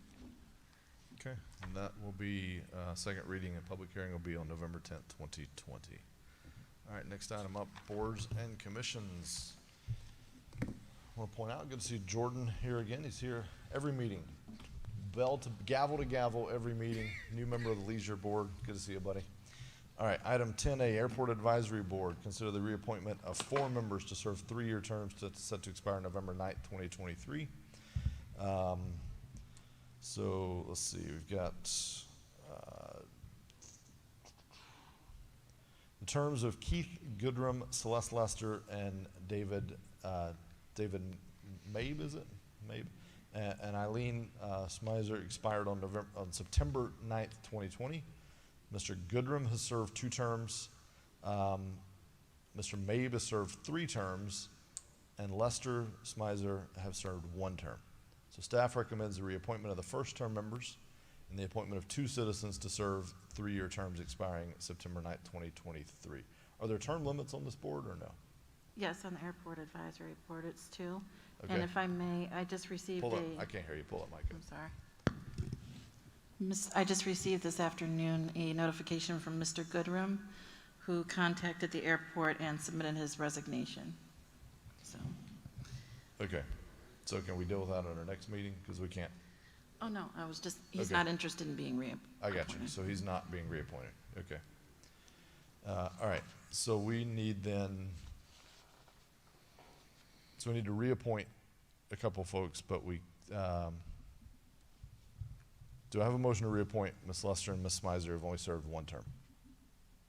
So So moved. moved. Second. I'll take a second from Commissioner Sacks. Commissioner Hartman's motion. City Clerk, if you'd call the roll to reappoint those 2 members. Let's whittle this Commissioner down. McGurk? Yes, Commissioner McGurk. Yes. Commissioner Sacks? Yes. Vice Mayor Colodey? Just please repeat the 2 people. Smizer and Lester, Yes. reappointing. Yes. Commissioner Hartman? Yes. Mayor Owen? Yes. Thank you. Okay, so now that leaves us within 1 vacancy to fill tonight, because we're not gonna fill the Goodrum vacancy. We can. You're saying just go ahead and fill the Goodrum vacancy? Yeah, why not? All right, do we have a motion to accept the resignation of Mr. Goodrum? So moved. Second. City Clerk, call the roll. Commissioner Sacks? Yes. Vice Mayor Colodey? Yes. Commissioner Hartman? Yes. Commissioner McGurk? Yes. Mayor Owen? Yes. All right, we have 2 applications and sounds like 2 vacancies. Do I have a motion to appoint the 2 applicants to these 2 vacancies? So moved. Second. City Clerk, if you'd call the roll. Commissioner Sacks? Yes. Vice Mayor Colodey? Yes. Commissioner Hartman? Yes. Commissioner McGurk? Yes. Mayor Owen? Yes. Thank you. All right, I feel like we lost somebody in there, so when you go back and count them up, make sure we still got the right number of people. All right, item 10B, Animal Control Board. Consider the appointments, reappointments of 2 members. All right, so the terms of James Belt and Robert Leonard expired on September 30th, 2020. Mr. Belt has served 2 terms. Dr. Leonard has served 3. And the term formerly occupied by Kathy Blackman is vacated as his member at the criteria. Okay, gotcha. So she had to vacate that because she doesn't meet these requirements, right? That's correct. Okay. When she was appointed to that position, she filled the slot of being a member of the Got it. Southeast Volusia Humane Society, and now she does not. Okay. So she had to give up. So we have 6 or so people. The current member criteria, and I don't know what you all have in the staff report or not. Current member criteria is you have to have a licensed veterinarian. That's filled by Robert Leonard. An SEVHS representative, that's vacant. You have to have 2 animal owners, that's Lori Crane and James Belt currently, and then a non-animal owner, Alfred Fortkammer. This is our most complicated board. I say this every time. I'm It's glad like, you said that, you Mayor. gotta have someone with red hair and blue eyes and lives on Elm Street. It's like, holy cow. All right. Staff recommends the reappointments of Mr. Belt and Dr. Leonard with a waiver to serve an additional term granted by the commission. I think that recommendation is because you have to have a licensed veterinarian, and he's the only applicant in that role. So, do I have a motion to reappoint Mr. Belt and Dr. Leonard with a waiver for the additional term? I will make that motion. Second. I heard a second from Commissioner McGurk, motion by Vice Mayor, City Clerk, call the roll on that, and then we'll do the appointment. Vice Mayor Colodey? Yes. Commissioner Hartman? Yes. Commissioner McGurk? Yes. Commissioner Sacks? Yes. Mayor Owen? Yes. Thank you. Okay, then we have received one application, and that is Sarah Weiss, I guess. And I'm probably butchering last names. I apologize if you ever watch this, Sarah. My bad. Who is a current member of the SEVHS. Staff recommends that we appoint her. She would take over that Kathy Blackman term. I'll make that motion. Second. Thank you. City Clerk, call the roll. Commissioner Hartman? Yes. Commissioner McGurk? Yes. Commissioner Sacks? Yes. Vice Mayor Colodey? Yes. Mayor Owen? Yes. Thank you.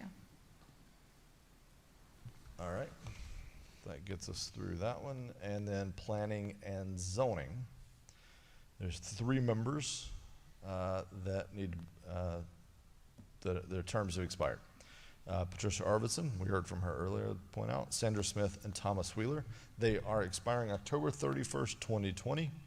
All 3 members have displayed a willingness and desire to remain a member and be considered for reappointment. Ms. Arvidsson has served 2 terms. Wheeler and Smith are both in their 1st term. Does this position have term limits? Yes, 2. 2. Okay. Mr. Mayor, Yes. one thing you did say about Pat Arvidsson, she was appointed to a term, so she hasn't served 2 full terms. She served 1.5 terms. Okay.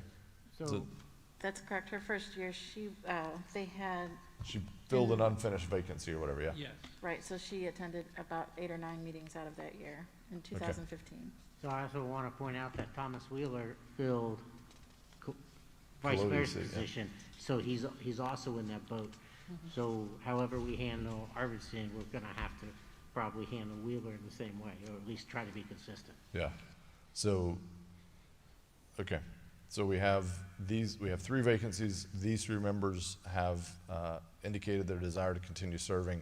PJ is Ms. Arvidsson, sorry, she goes by PJ, is, I guess technically at or approaching term limit, but because of what you just clarified. We also had a slew of members here that expressed a desire to serve. I'm counting 15 or so members that have displayed interest in serving. So, gentlemen, what's the pleasure? I will make a motion to reappoint the 3 members. Have a motion to reappoint? And I'll second at the commission's pleasure. Okay, so I have so just for clarity, that was a motion to reappoint the 3 current members, Pat Arvidsson, Sandra Smith, and Thomas Wheeler, and that was seconded. Go ahead, Commissioner McGurk. So I guess my question is someone gonna get 2 full terms and then additional what they have served the remaining of a term filled by a vacancy? So I mean, it's either one or the other, or we're gonna get complicated. Either they're not gonna get 2 full terms, or they're gonna get 2 full terms plus what they filled the remaining vacancy. And I just wanted some discussion on what the commission thought about that. It was, it would be, if we appoint the full terms now, which I think we should to get on track, it would be very true that you would have a person serving 2.5 terms. You know, I did serve on the Planning and Zoning Board prior to getting elected, and I found Arvidsson and Smith to be very good at it. So I would like to see them stay on the board. Okay, well, I'm not questioning whether they're good or not. I'm just trying to clarify the understanding of what we're doing here. Yeah. Because My motion is to make all 3 full-term appointments So, going forth. okay. So PJ was appointed, it says in my notes, on January 27, 2015. Sorry, I keep calling her PJ. Ms. Arvidsson was appointed on January 27, 2015. So by my calculations, that is 2 full terms, 4 years. plus a year as of right now. And the term limit on this is 2 terms? Yes, that's correct. So she technically hasn't served 2 terms because of that. So if you want to do a waiver and include that into your motion, just to have it in there. But they're 2-year terms, right? No, this is a 3-year term. Oh, 3-year term, sorry. Yes. That blows all my math up. Okay. Yes, I will, if the board feels it appropriate, I would make a waiver in that case. So she, as of appointment, she hasn't served the full 2 terms at this point. She's just gonna. No, she's 3 months shy of 2 terms. She's 3 months shy of 2 terms. Because she filled it unexpired, yeah. Yeah, so I think to your point, and I'm kind of struggling with the same thing, is, you know, when someone fills an unexpired vacancy, you know, at what point is the cutoff of counting it as a full term versus, you know, in this case, she's 3 months shy, so she's about to hit the 2-term limit within 3 more months, so she's really gonna get 3 full terms. And granted, I think she's a dedicated public, you know, volunteer, so, but. Well, yeah, so that's kind of where I was trying to have a discussion. In other words, does she get almost 3 full terms, or it can get complicated? I think I mean, I don't know that we write it in the law or anything, but to me, if it's more than half the term, you probably count it as you know, they've served that term. I mean, that's just how I probably mentally will do the math. And so I don't know if everyone wants to follow that same guidance or not, but that's how I'd mentally do the math. If someone, you know, if it's less than half of the term, then I wouldn't count them as having served, you know, they come in to fill the last 2 or 3 meetings, and to me, that doesn't count, so. Mr. Mayor, are we speaking to the fact that we have the ability to waive the term limit at our pleasure and let them serve another term? We do, and that was what the motion maker requested, Yes. basically, is we're gonna have to do that, because in this case, Ms. Arvidsson would be serving beyond the term limit, because she filled an unexpired vacancy, and so she's really getting, you know, 2.9 terms or something Can I like ask a that. quick question? Sure. Does that change if our new charter is voted in? Does not. It does not. I don't think this is spoken to in the charter. This would still be controlled by ordinance. Okay, so we had a motion to appoint all 3. I can tell you I'm not in favor of that, but, and again, nothing personal to Ms. Arvidsson, but I think as a rule of thumb, I'll have to adopt for me that if it's more than half the term, I'm not gonna appoint. And when we have other qualified applicants, and I believe in this case we do, so, I'm in favor of reappointing the other 2, but that's just my opinion. If there's no other discussion, City Clerk, call the roll. This is to reappoint all 3 members and waive the term limit requirement, just for clarity. Go ahead. Commissioner McGurk? No. Commissioner Sacks? Yes. Vice Mayor Colodey? Yes. Commissioner Hartman? No. Mayor Owen? No. Okay. Okay, do I have another motion? Make a motion to approve Sandra Smith and Thomas Wheeler. Second. Okay, I had a motion to reappoint Sandra Smith and Thomas Wheeler, and a second from Commissioner Hartman. We'll go ahead and call the roll on that one. Commissioner Sacks? Yes. Vice Mayor Colodey? Yes. Commissioner Hartman? Yes. Commissioner McGurk? Yes. Mayor Owen? Yes. Okay. So I will take it that we are not going to reappoint Ms. Arvidsson, and truly that's almost disappointing in a way, because I do think she has done a good job on that board, and so we appreciate her service. Kelly, I think we're gonna need nomination forms. So we'll accept nominations, and Kelly, get those ready to pass out. To have a nomination. Stephen Snively. Stephen Snively is one nomination. Commissioner McGurk, there's only 1 vacancy, so we can each make 1 nomination. Do you have one to make? I believe Ms. Score is on the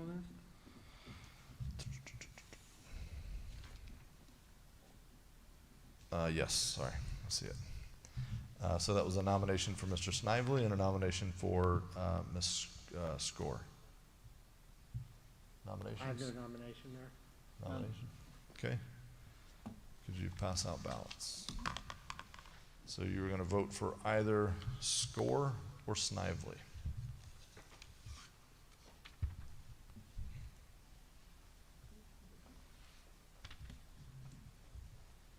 Thank you.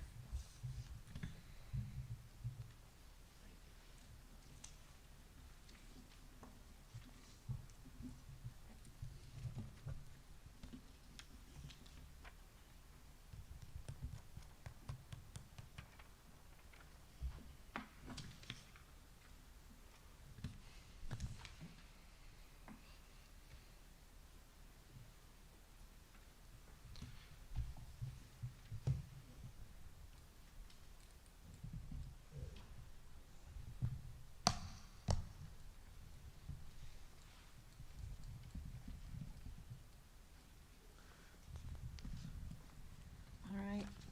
Vice Mayor Colodey, Commissioner McGurk, Commissioner Hartman, and Mayor Owen selected Stephen Snively.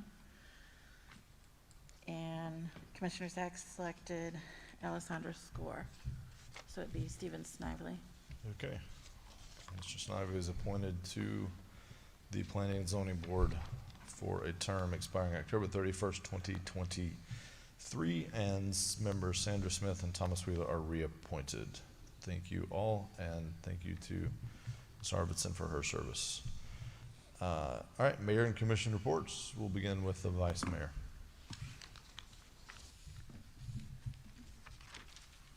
Okay, I have a list.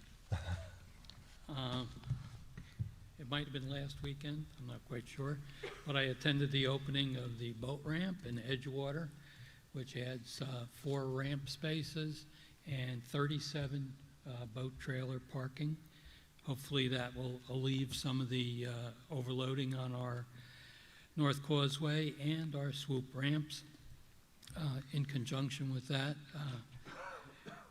at least I have been at the North Causeway ramp, and I find that it's been operating fine since we have put in the regulations concerning the trailer parking. I hope that we move ahead, and I'll bring this out for December 10th to try to finally tie down a development plan for that location.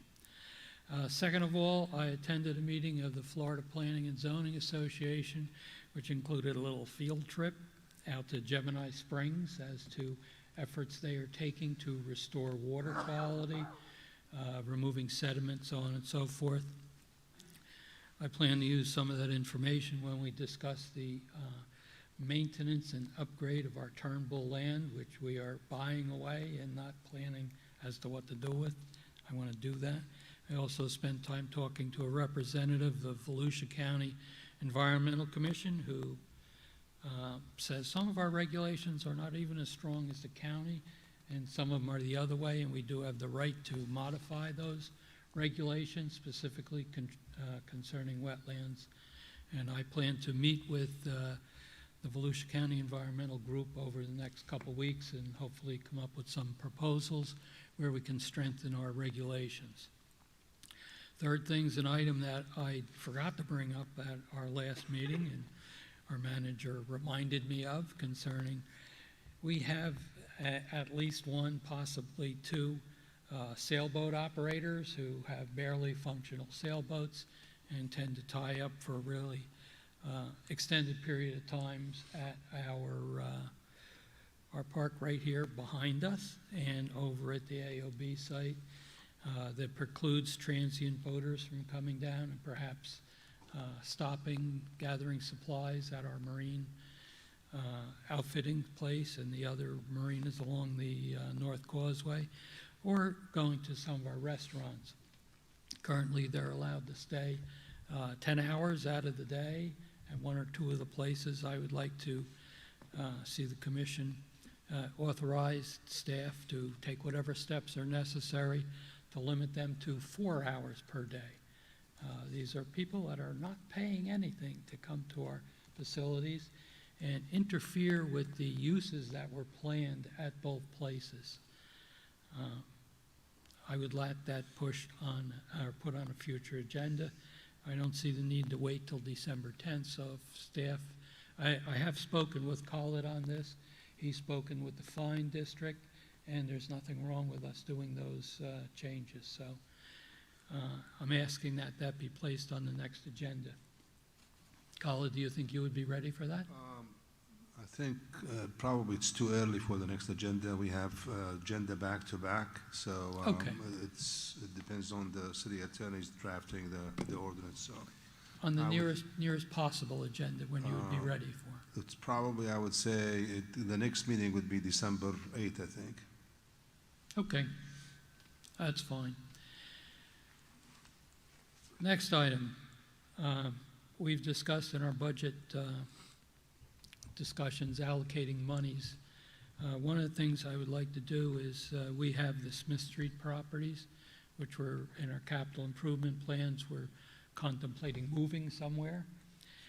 We also recently passed a regulation, a resolution allowing for brownfield grants. I would like to see us take advantage of those grants to see what's under the ground in these old facilities, so that when it comes time to make a decision as to their ultimate use, that we have that information available. The COVID, just a general comment. I look around and I see everybody's practicing 6-inch or 6-foot separation or wearing masks, which I do fully support. I would love to see our general public take that approach. If we follow the national guidelines, we all know that they change from week to week, but it seems the only thing that really stays is social distancing. We allow restaurants to fully open, and people wear their masks as they walk in the door, and they immediately take them off. I don't know how we can convince people, or if it's our job to convince people to follow those guidelines, but we're taking some steps about masks. I don't know what else we can do, but I'd love to see it. Last thing is the homeless issue that was discussed. As I read through the police blotter every day, twice a day, the homeless issue, although it's very apparent to these people who live on Canal Street, it is a citywide issue. It's in our parks, it's in our convenience stores, it's everywhere. I know we chose not to follow the very expensive and somewhat constrained approach that Daytona took, but I would really like to see us do a little bit more. Perhaps once the chief gets his new recruits in order and available for general duty, we can perhaps devote a little bit of time to patrolling a little more frequency on Canal Street, specifically regarding this. I leave that up to him. Thank you for your time and consideration on those items. All right, thank you. Commissioner Sachs. Thank you, Mr. Mayor. I'll try to be brief. One of the biggest problems we've faced for the last 2 or 3 years is a growing homeless problem. I'm really torn. I feel very badly for those that live on the street. There are unfortunately some incorrigible people that have unfortunately they're using drugs, they're drinking heavily, they're really acting poorly in our public spaces and on private property. I also look at the police blogs. Many of the reports are transients and drinking in public, sleeping in public. I do know this problem will grow. I had a nice brief conversation with the manager and our attorney. I've spoken to the chief several times, and we all agree there really isn't much we can do with the laws that we have. I wish we can do more and hope we can have discussions. Knowing that this will grow, knowing that the people that are living outside are threatened by COVID. And so I don't want to see our beautiful little city deteriorate. I don't want to see our taxpayers, no matter where they live, hurt by homelessness and fearful that they can't go out and enjoy their property. Just down the street, I have a lovely park, and families are afraid to use it because they're almost sure, and we cannot find them, lots of homeless people living in the park, setting up camp. In the morning, they leave the park. So that's something I hope we can address we can help. We talked about First Step Shelter. I don't believe in the efficacy of trying to send one there. If we could send a family or anybody that wishes to go there, well, that's a step in the right direction. But the only way we can help homeless here is not just by feeding them, that's by giving them a roof over their heads, and that's going to take a lot of money. So people, please, the ones that came up before us, we really hear you. You know, I especially am sensitive to this subject. I don't want people to starve on the street, but at the same time, we have a quality of life and health that we need to protect. And I really regret to discuss this second topic, and it has to do with the cultivation of Yaupon tea in the public park. I'd like to put it on the agenda for, if not the next agenda, a soon upcoming agenda. I believe there are some discrepancies in how the cultivation is practiced in the park. I looked at two different license agreements. One of them says 1 year, and I thought that was our trial period, but another says 3 years. I have the documents, I will share them. That was the first thing that was concerning. And honestly, I had not seen hide nor hair of the practitioners for quite some time. I was hoping to see quarterly reports. We have not received them. The people that are employed are not identifiable. They don't have any markings on a uniform or a tag or anything, so you can't tell really what they're doing. And honestly, the practice of harvesting yaupon leaves, or you have to traipse through the thicket, and you have to chomp down a lot of trees to get to the yaupon and to get to the Brazilian pepper, which they hope to eradicate.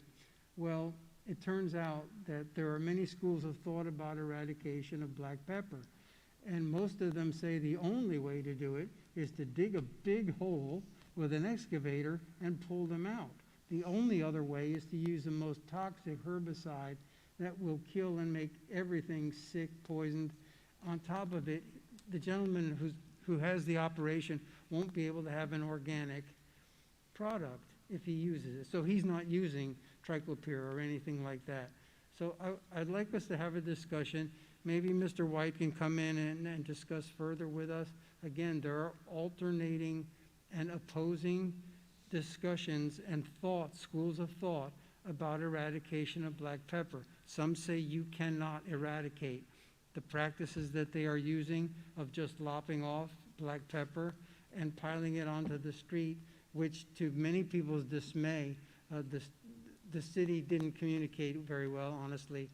I know you're trying, but there was bad communication, and the clippings sat on Saxon's right-of-way for enough time for the leaves to turn brown. We don't even know if they went to seed, because they say when you lop off black pepper, all you do is make them bigger if you cannot remove the main stem at the trunk. So I wonder about the efficacy of that practice. And unfortunately, our contract calls for the city to pay for the removal of the cuttings. So we have that extra problem. If we can adjust Yaupon tea's practices in some way that's agreeable to him, that would be great. But if not, I'd like us to revisit and maybe get a report from staff on it, because we are owed 4 quarterlies on their practices. So could we do that? And that's all I have. Thanks. Okay, was that a 1-year or 3-year contract? Is there a discrepancy on that, or? The one we did most recently was for 1 year. It's my understanding there's a separate agreement for a different area, which is the 3-year agreement. So that was before my time, so I don't know if Khalid remembers it. Oh, okay, all right. So the one we most recently approved, this commission approved one, and we did approve a 1-year trial. Correct. That would be That's up the one I in remember. January of 2021. Yeah, but even the January thing, that agreement didn't actually get executed for quite some time, because it had to go through other layers of Yep. approval with county and some other agencies. if I Right, it was recall. effective as of the last date of execution, which was in January 2020. Yeah. And we had approved it before that. We had approved it sometime before it got finally executed in January 2020, so it started. So we can certainly, I would say, talk with staff, and if you feel there's contract elements that aren't being met, then, you know, we can try to address it with staff. And as far as readdressing the contract, it's basically almost up at this point. We got 2 months. If it's a 1 month, I mean, if it's a 1 year term, January of 2021, it comes up. And so at that point, we can choose if it's not working to. And I won't say that they're solely the problem for that defined parcel. It's really a very critical, endangered, delicate area. And we find the more people in there, people are illegally harvesting saw palmetto. Yeah. You know, there's a lot of bad activity going on in this small, really choice area, and we're trying to save it. So, you know, if maybe Alban Brothers can help us there, that would be good. Yeah, my thought would be between now, I don't know that it's worth, frankly, trying to bring it back before that expiration of January, what is it, January 1st, roughly? Roughly, it's Somewhere sometime in around January. Like, I don't know that it's worth trying to I'd rather just bring it back as do we want to extend this contract, and if it's not working, we should just vote it down or put in new provisions. So I don't want to try to renegotiate for, 60 days, if that makes sense. Right. Because by the time you get it all worked back and forth, it's going to expire anyway. So it's just my recommendation on that item. But if there's urgent things that they're doing incorrect that you're seeing that aren't in compliance with the contract as we signed, then certainly let staff handle that. I will. Commissioner McGurk. Thank you, Mayor.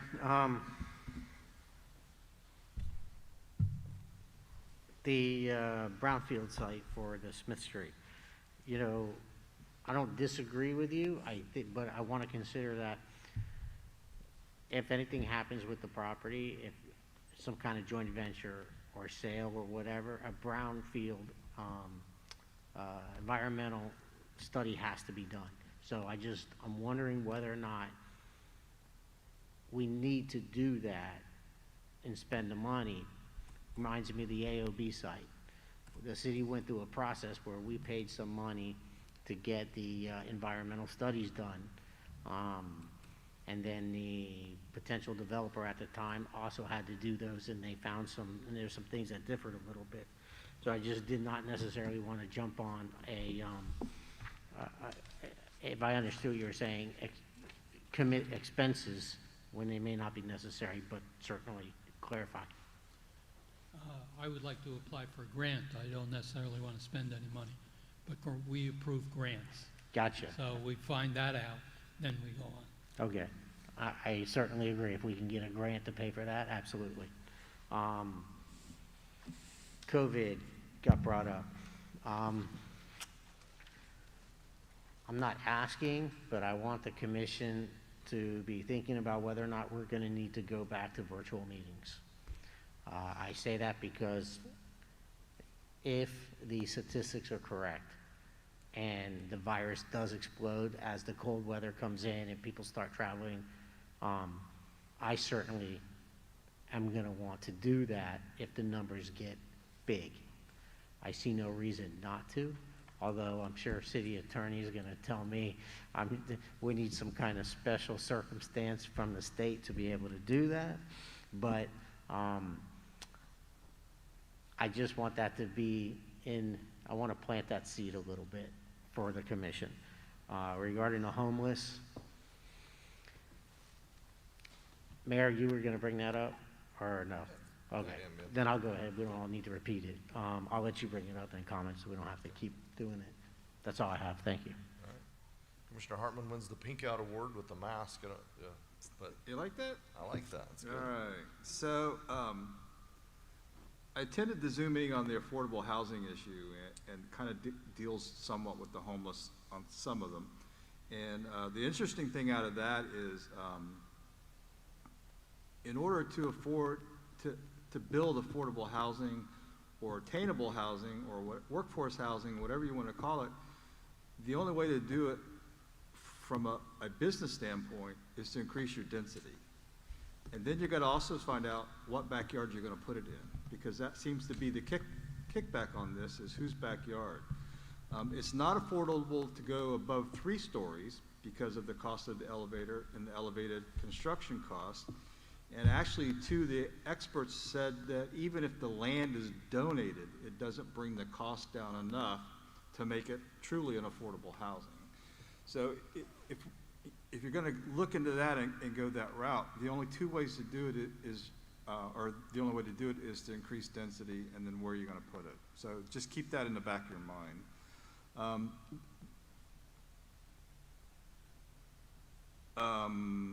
See, I had a discussion with the city manager about the sidewalks on the North Causeway, especially on the south side of the road. I wish you guys would take a trip the next couple days and go along the causeway and see all the roots that are in there and how bad it is and how, I mean, at the neighborhood council, somebody almost lost his kid out of the bicycle because it bounced him so high. So, I mean, those are some issues that, and it's in the staff report and some things that we're going to have to look at.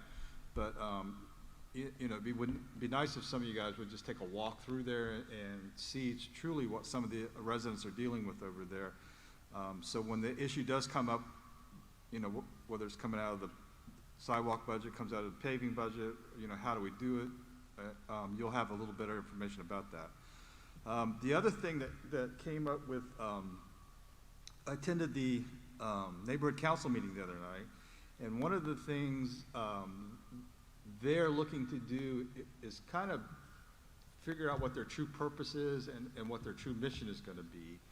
And what was mentioned is that each member of the committee that was appointed by one of you guys should sit down with you and talk to you about that and see what your vision is for the neighborhood council. So those people may be contacting you in the near future, you know, because, just to see where your line of thinking is and where you intend to go with that or not go with that. So just be prepared for that. You know, there's been a lot of controversy about the charter amendment. I think a couple of the local groups have done a really good job trying to explain things and actually get the true out. But I also heard that Philip did another video, a very short video that was really precise and to the point.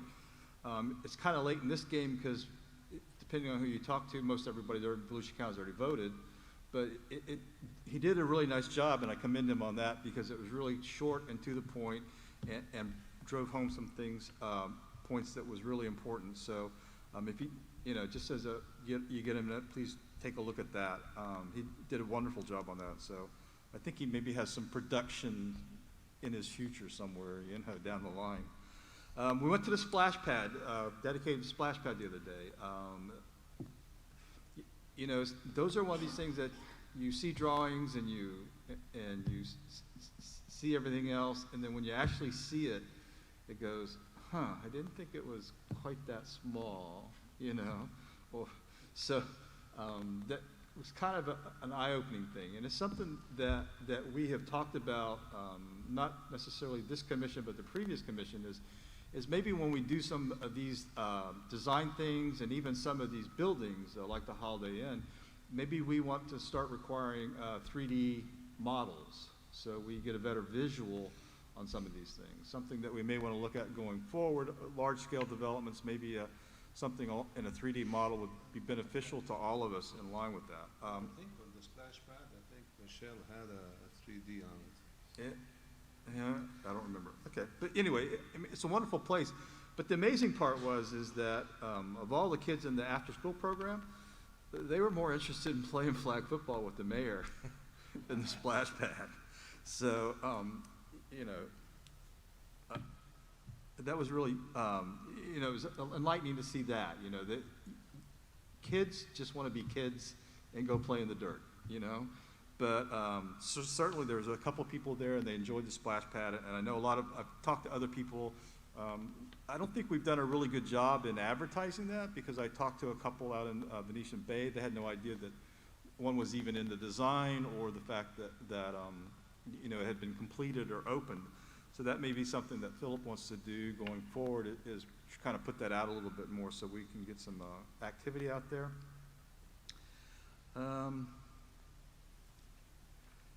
And then the last thing for me, depending on Tuesday, it's been a pleasure working with you guys. I hope to see you again next month. Mayor, I'd like to make a quick comment on it. So as I recall, the neighborhood council, and thank you for giving us a heads up on that. The neighborhood council, as I recall, was originally set up when Gail Hendrickson, our former chief planner, we reorganized the neighborhoods.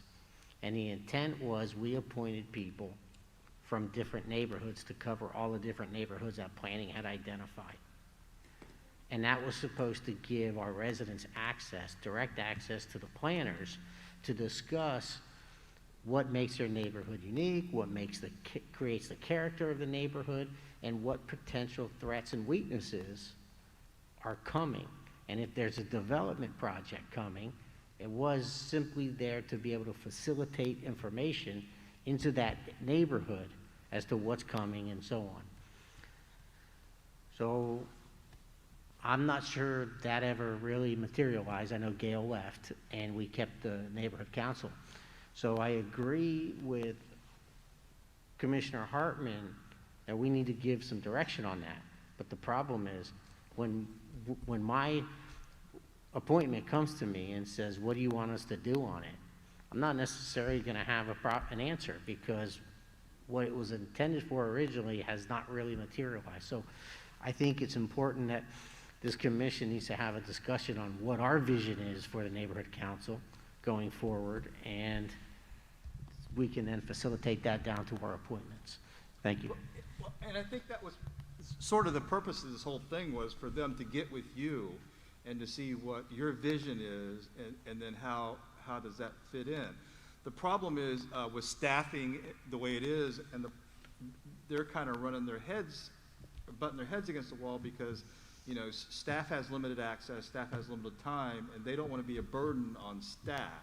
So is there something else that they could be more productive on? If it's maybe just the communication part of it, how do they get the word out into their groups, into their communities, their HOAs, that sort of thing, and then they can report back on those kinds of issues. But I agree with you. What I envision is something that you probably don't envision, which the rest of you don't envision. So Randy Herman, the chairman, encouraged them to meet with you guys and say, what is exactly do you expect of them, and where do you want to go forward with this? And then they can kind of figure out how they fit into it, and then have that discussion with us, and we can figure out what direction truly needs to go with this. Because there's some that have gotten frustrated because they just don't feel they're doing enough. Some feel that there are issues that maybe wasn't something that was their purview or should be within their little group.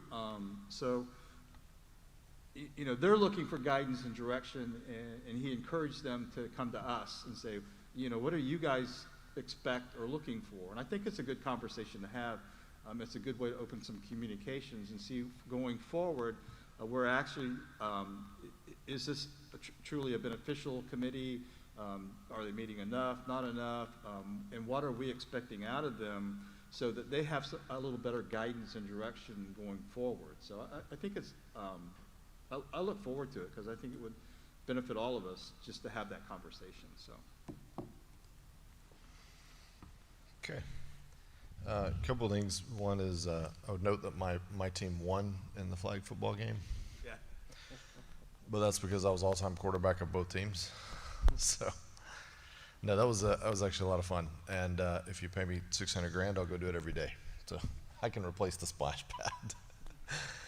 All right, advisory councils. It's funny because I had that on my list, and then decided I was going to take it off. I'll see how Tuesday goes. But this is something I had brought up many moons ago. I viewed it as a two-phased process. Phase number one was all the work that the city staff has been doing with just kind of codifying what we have, and getting a much better system in place to kind of manage just the mechanics of that. The second phase to me is, I've pointed out that we have tremendous inconsistencies across those. Some have term limits, some don't. Some you've got to be, we dealt with it tonight. You got to be a blue-eyed member on Elm Street, and et cetera, et cetera. My hope would be as a part of the next 2 years that we're able to look at those advisory councils. I've looked at what other cities have done, and they have from EDAB, boards like neighborhood councils, it's called different things. They actually get reports. They, believe it or not, sit down, they get advice from the advisory councils. They get input on things from their advisory councils. And I feel in our case, I don't have the time to go to every single advisory, meeting. And so they, producing some kind of a quarterly update and saying, this is what we're working on, interacting with and engaging with the commission in some way. Like, I think we could better leverage the talent that we have on those boards if we really tried. So I hope that's something we can do, because what I don't want is to have them just meeting to meet, because I think they'll get burnt out on that. So anyway, the two things I really wanted to talk about, and actually I've got some questions, and Chief, I got some for you and Khaled, but so you'll need a mic. So on homelessness, let's just start there. Is there anything, we've all talked about it, we would love to do something, right? And we've had these debates, we've had discussions, we had the one thing that came before us. So I guess my question for the staff team is there any enablement that you're lacking from us that would allow you've heard what we hear from the residents, you've probably heard way more than we've heard, frankly, you and your teams. Is there any enablement that you're missing from a policy standpoint, from a resource standpoint? Is there some gap there, or is it, as I've consistently told residents, what I've learned most about this issue is there's not a whole lot we can do. There's legal parameters and legal things in place where you can't arrest your way out of this problem, and I know you've said that many times. So are you bumping into those kind of obstacles, or there's resources or enablement, policies, procedures, something you need from us that's on this issue? And I'll defer to Khaled, and you can bring the chief in as you see fit. So we use every tool available to us. We tried on the open container ordinance to move that back, to walk it back a little bit, and not make physical arrests. Chris Ryan and I are working together to reevaluate that and then maybe tweak that a little bit, which would come back before the commission to modify that ordinance to allow us to possibly take repeat offenders into physical custody and transport them to the jail. Those are some minor things that we can do, but you're absolutely right. We're working within what the law allows us to do right now to deal with the homeless problem. If you look at the law, on both log shifts every day, we're issuing trespass warnings to transients. We're identifying those calls in the log so that you'll see in parentheses it'll say transient, so that we can track those. We're doing the best we can with what we can do, but again, there's limitations to what we can do in terms of trespass from public property. Private property, there's no limitations. When the private property owner says, I want that person trespassed, then we do that.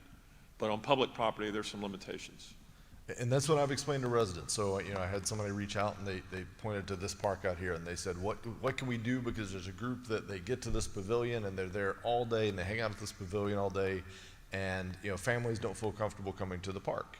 I said, well, what if your family chose to go have a retreat at that pavilion and spend the whole day? We couldn't just come run you off or arrest you, and it's the same thing applied to them. Is that an accurate statement? Unless they're breaking a law, it is not illegal to be homeless in a city park. That's correct.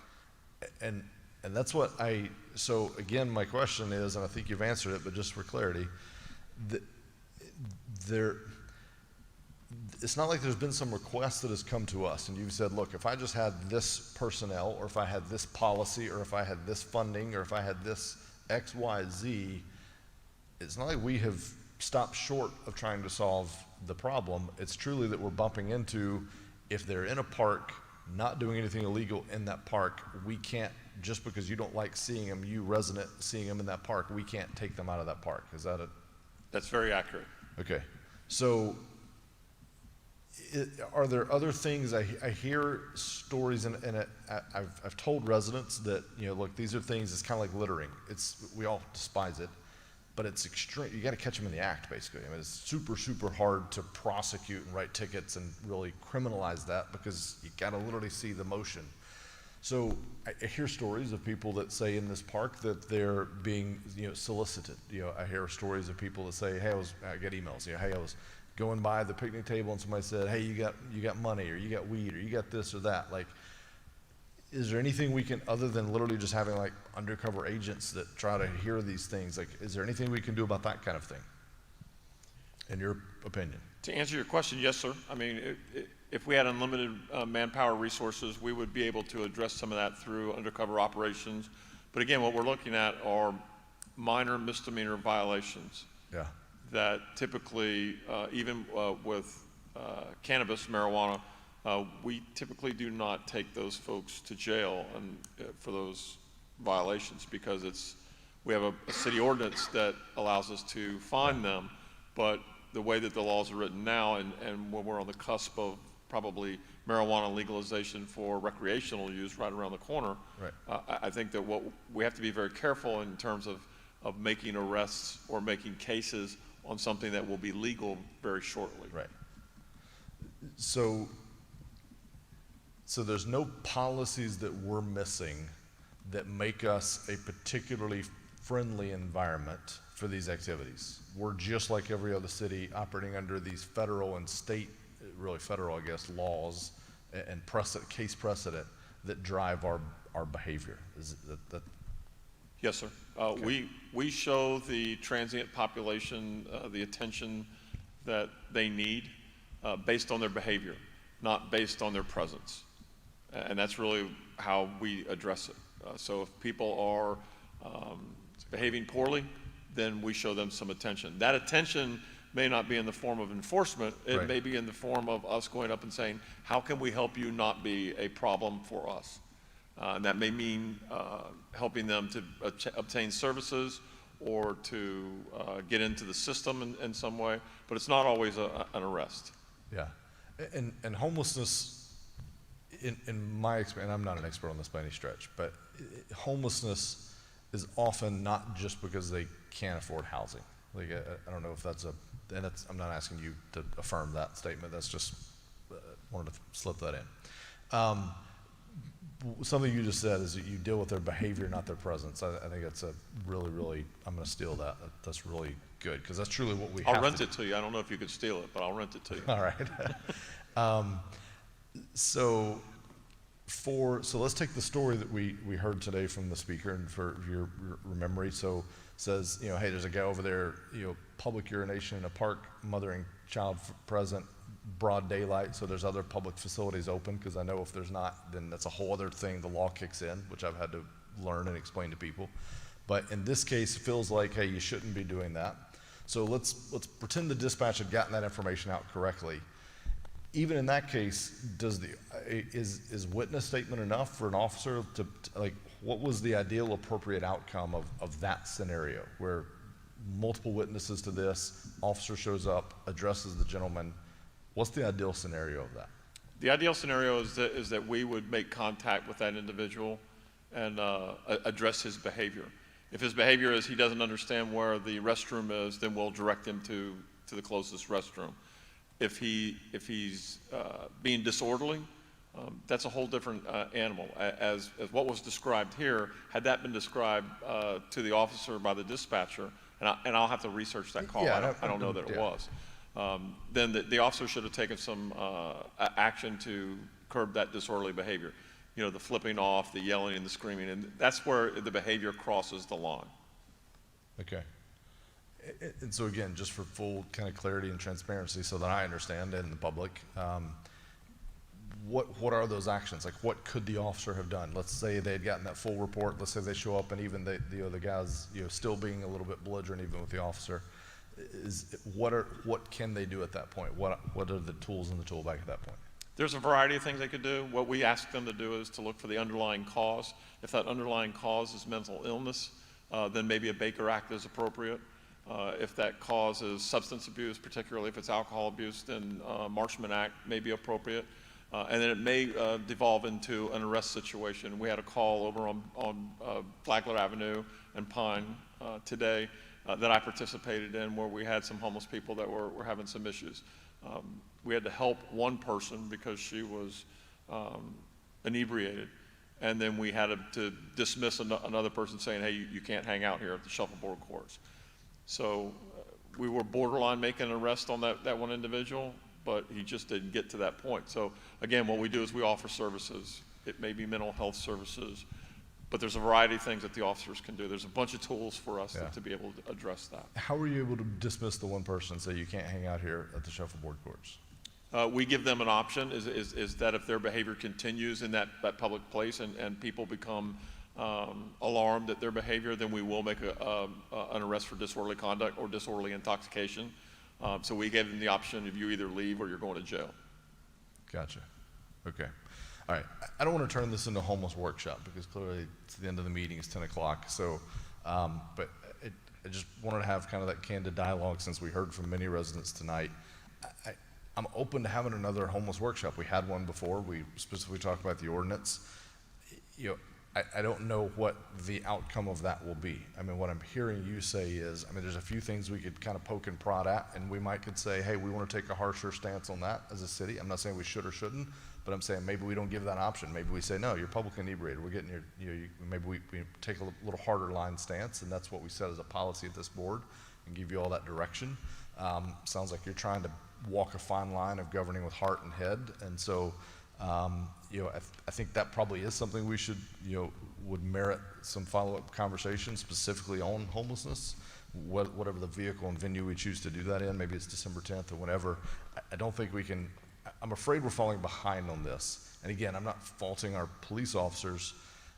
It feels like it's a growing problem. And, I feel like our hands are pretty tied, so I want to make sure we're doing everything we darn well can do where the hands are untied. So, I know you waited for me to speak to it, so I don't know if you have anything you want to add or subtract from that. Mayor, I think you did a great job at articulating the problem with Chief.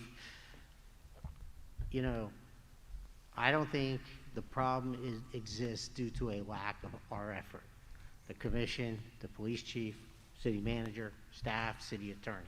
Agreed. But the fact of the matter is we're failing to solve the problem. Now, it is what it is. I don't have an answer. I look to the attorney and the police chief and the manager, and we worked on it. We're just not getting it done, and it's not necessarily any of our faults. But the problem can't continue to get worse. So I certainly, I feel for the residents who come in. I personally deal with a lot of what they deal with. Luckily for me, in my dealings, it's private property. Yeah. I'm able to, Chief is fantastic at coming in and having his guys, and we issue a no trespass. And the next time they come on, they get arrested, and it works. However, the sidewalks, the downtown areas, I took my kid fishing right underneath the bridge, right off of Wayne and Riverside. And underneath there are mattresses and a bunch of homeless people sleeping underneath the bridge. So they're here. We know that. Yeah. I don't know what we can do about it, but we seem stymied in solving the problem or making a dent in it because the problem over the last 6 months has only gotten worse, and I anticipate it getting exponentially worse. So, thank you, Mayor. You did a great job articulating the issue. So I guess what I would ask is, for staff, I think it's a big enough issue. You've heard each of us speak to it tonight.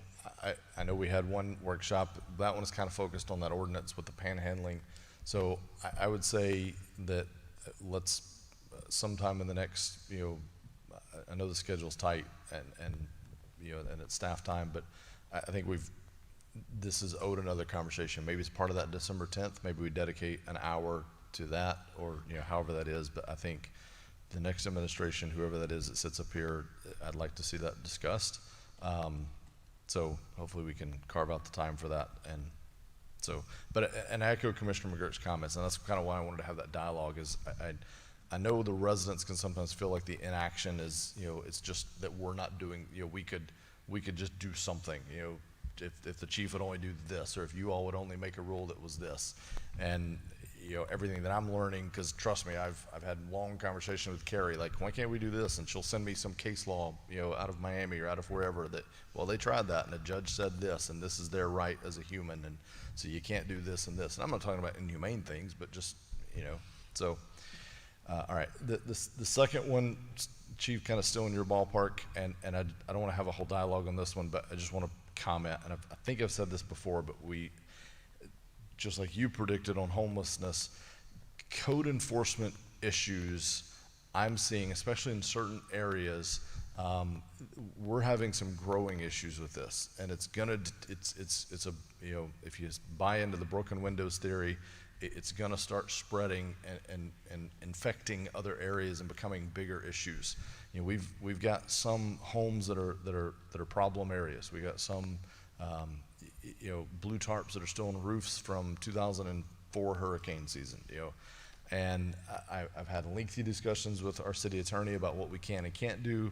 There's an affordability thing from our standpoint. It costs money to engage in some of these things. We got properties that are racking up liens that we'll never see that money, but we're continuing to have to go back and deal with that property.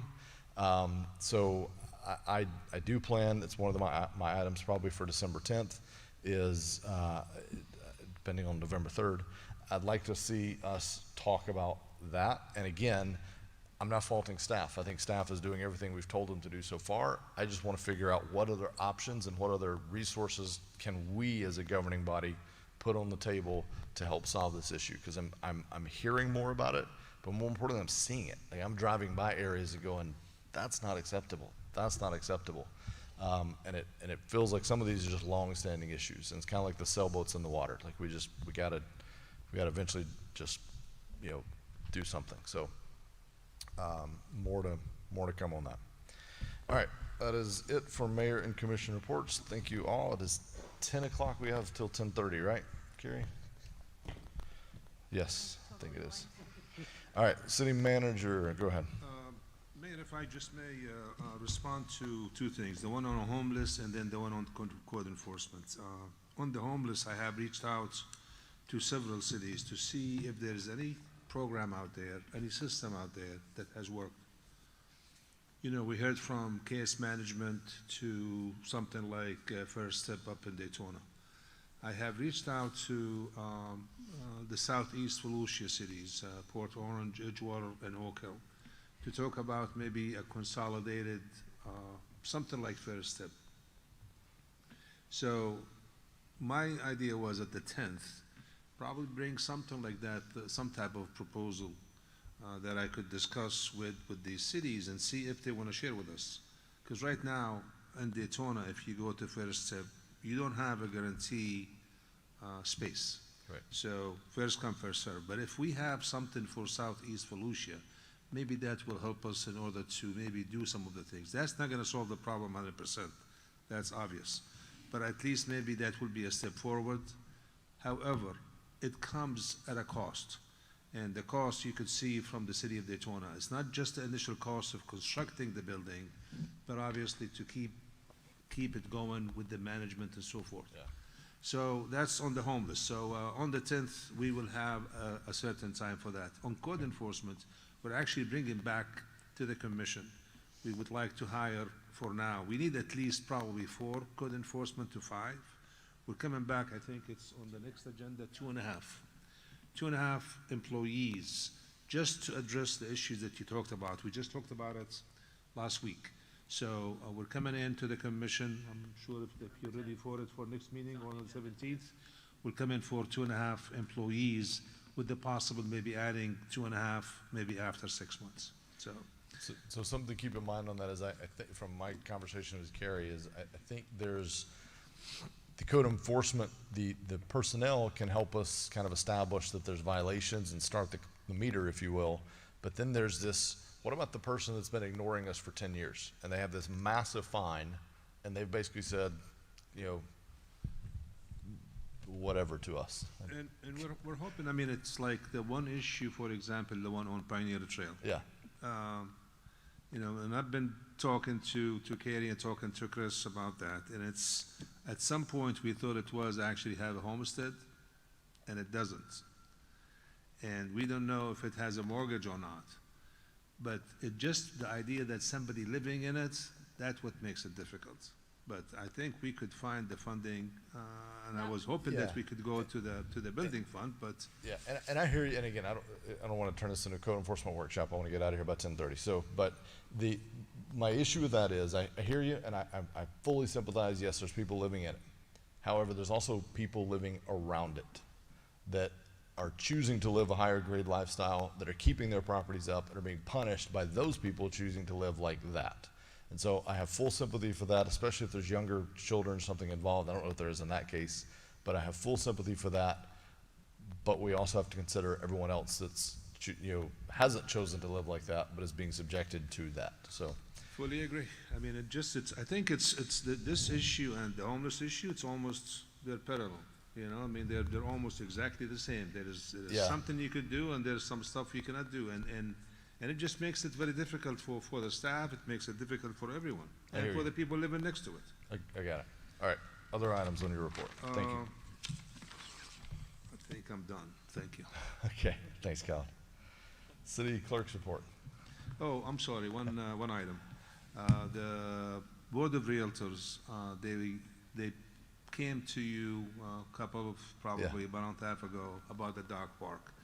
They would like to get that going before the park master plan. So I know that Commissioner Hartman wanted to do that, but I don't think it's gonna really have any significant effect on the park master plan. They don't wanna lose the funding on the dog park, so they wanna go ahead and start with it. So I wanna get your blessing to give them the okay to go ahead. It's not costing us anything, is it? They're paying all the cost, right? And it's really just a slight change in the park, so I have no issues with that, frankly. I'm good. All right, we got 3 that are good. Good. I'm hearing no concerns, so, all right. Oh, thank you.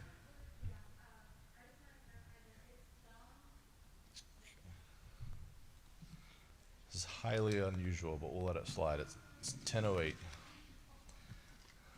And you guys are buying us apart. I just wanted to clarify, there is some city costs, and I don't know the exact number. I know Faith and I worked it out, but by us getting started now, we're able to give an extra $1,000 than we originally planned. So whatever small city cost there was has now been deducted. But that number's in literally like the 3 digits, like the hundreds or Yeah, thousands. yeah. So basically, like, the most expensive part is the fencing. It's around $6,200. We're putting in $7,000. Yeah. So it's like very, very small, but I just Yeah. wanted to, No, when we say no cost, meaning like, we're not talking a $50,000 investment. No, We're talking yeah. 500. Yes, Yeah, exactly. got it. Perfect. Thank you. Thank you. All right, Kyle, let's finish. City clerk, anything? No report? City attorney? No report. All right, meeting adjourned. Mayor, could Oh, I yeah, please sorry, add, before you sorry, bang hang that on. gavel? Thank caught you it. so much. It is troublesome wearing a mask. I've been diligent inside the house, outside the house. I'm hoping that we can be a good example for that mandate that we ask the people to abide by, with no penalty, with no fine, no punishment. And we actually have seen better compliance. More people wearing masks, less sick people. I'm finding out people I know have gotten sick. People I know that know other people have gotten sick. So please, wear your masks when you can. And that would be a good time. But thank you. I wear mine when I'm within 6 feet of folks, for sure. Thank you all. Meeting adjourned.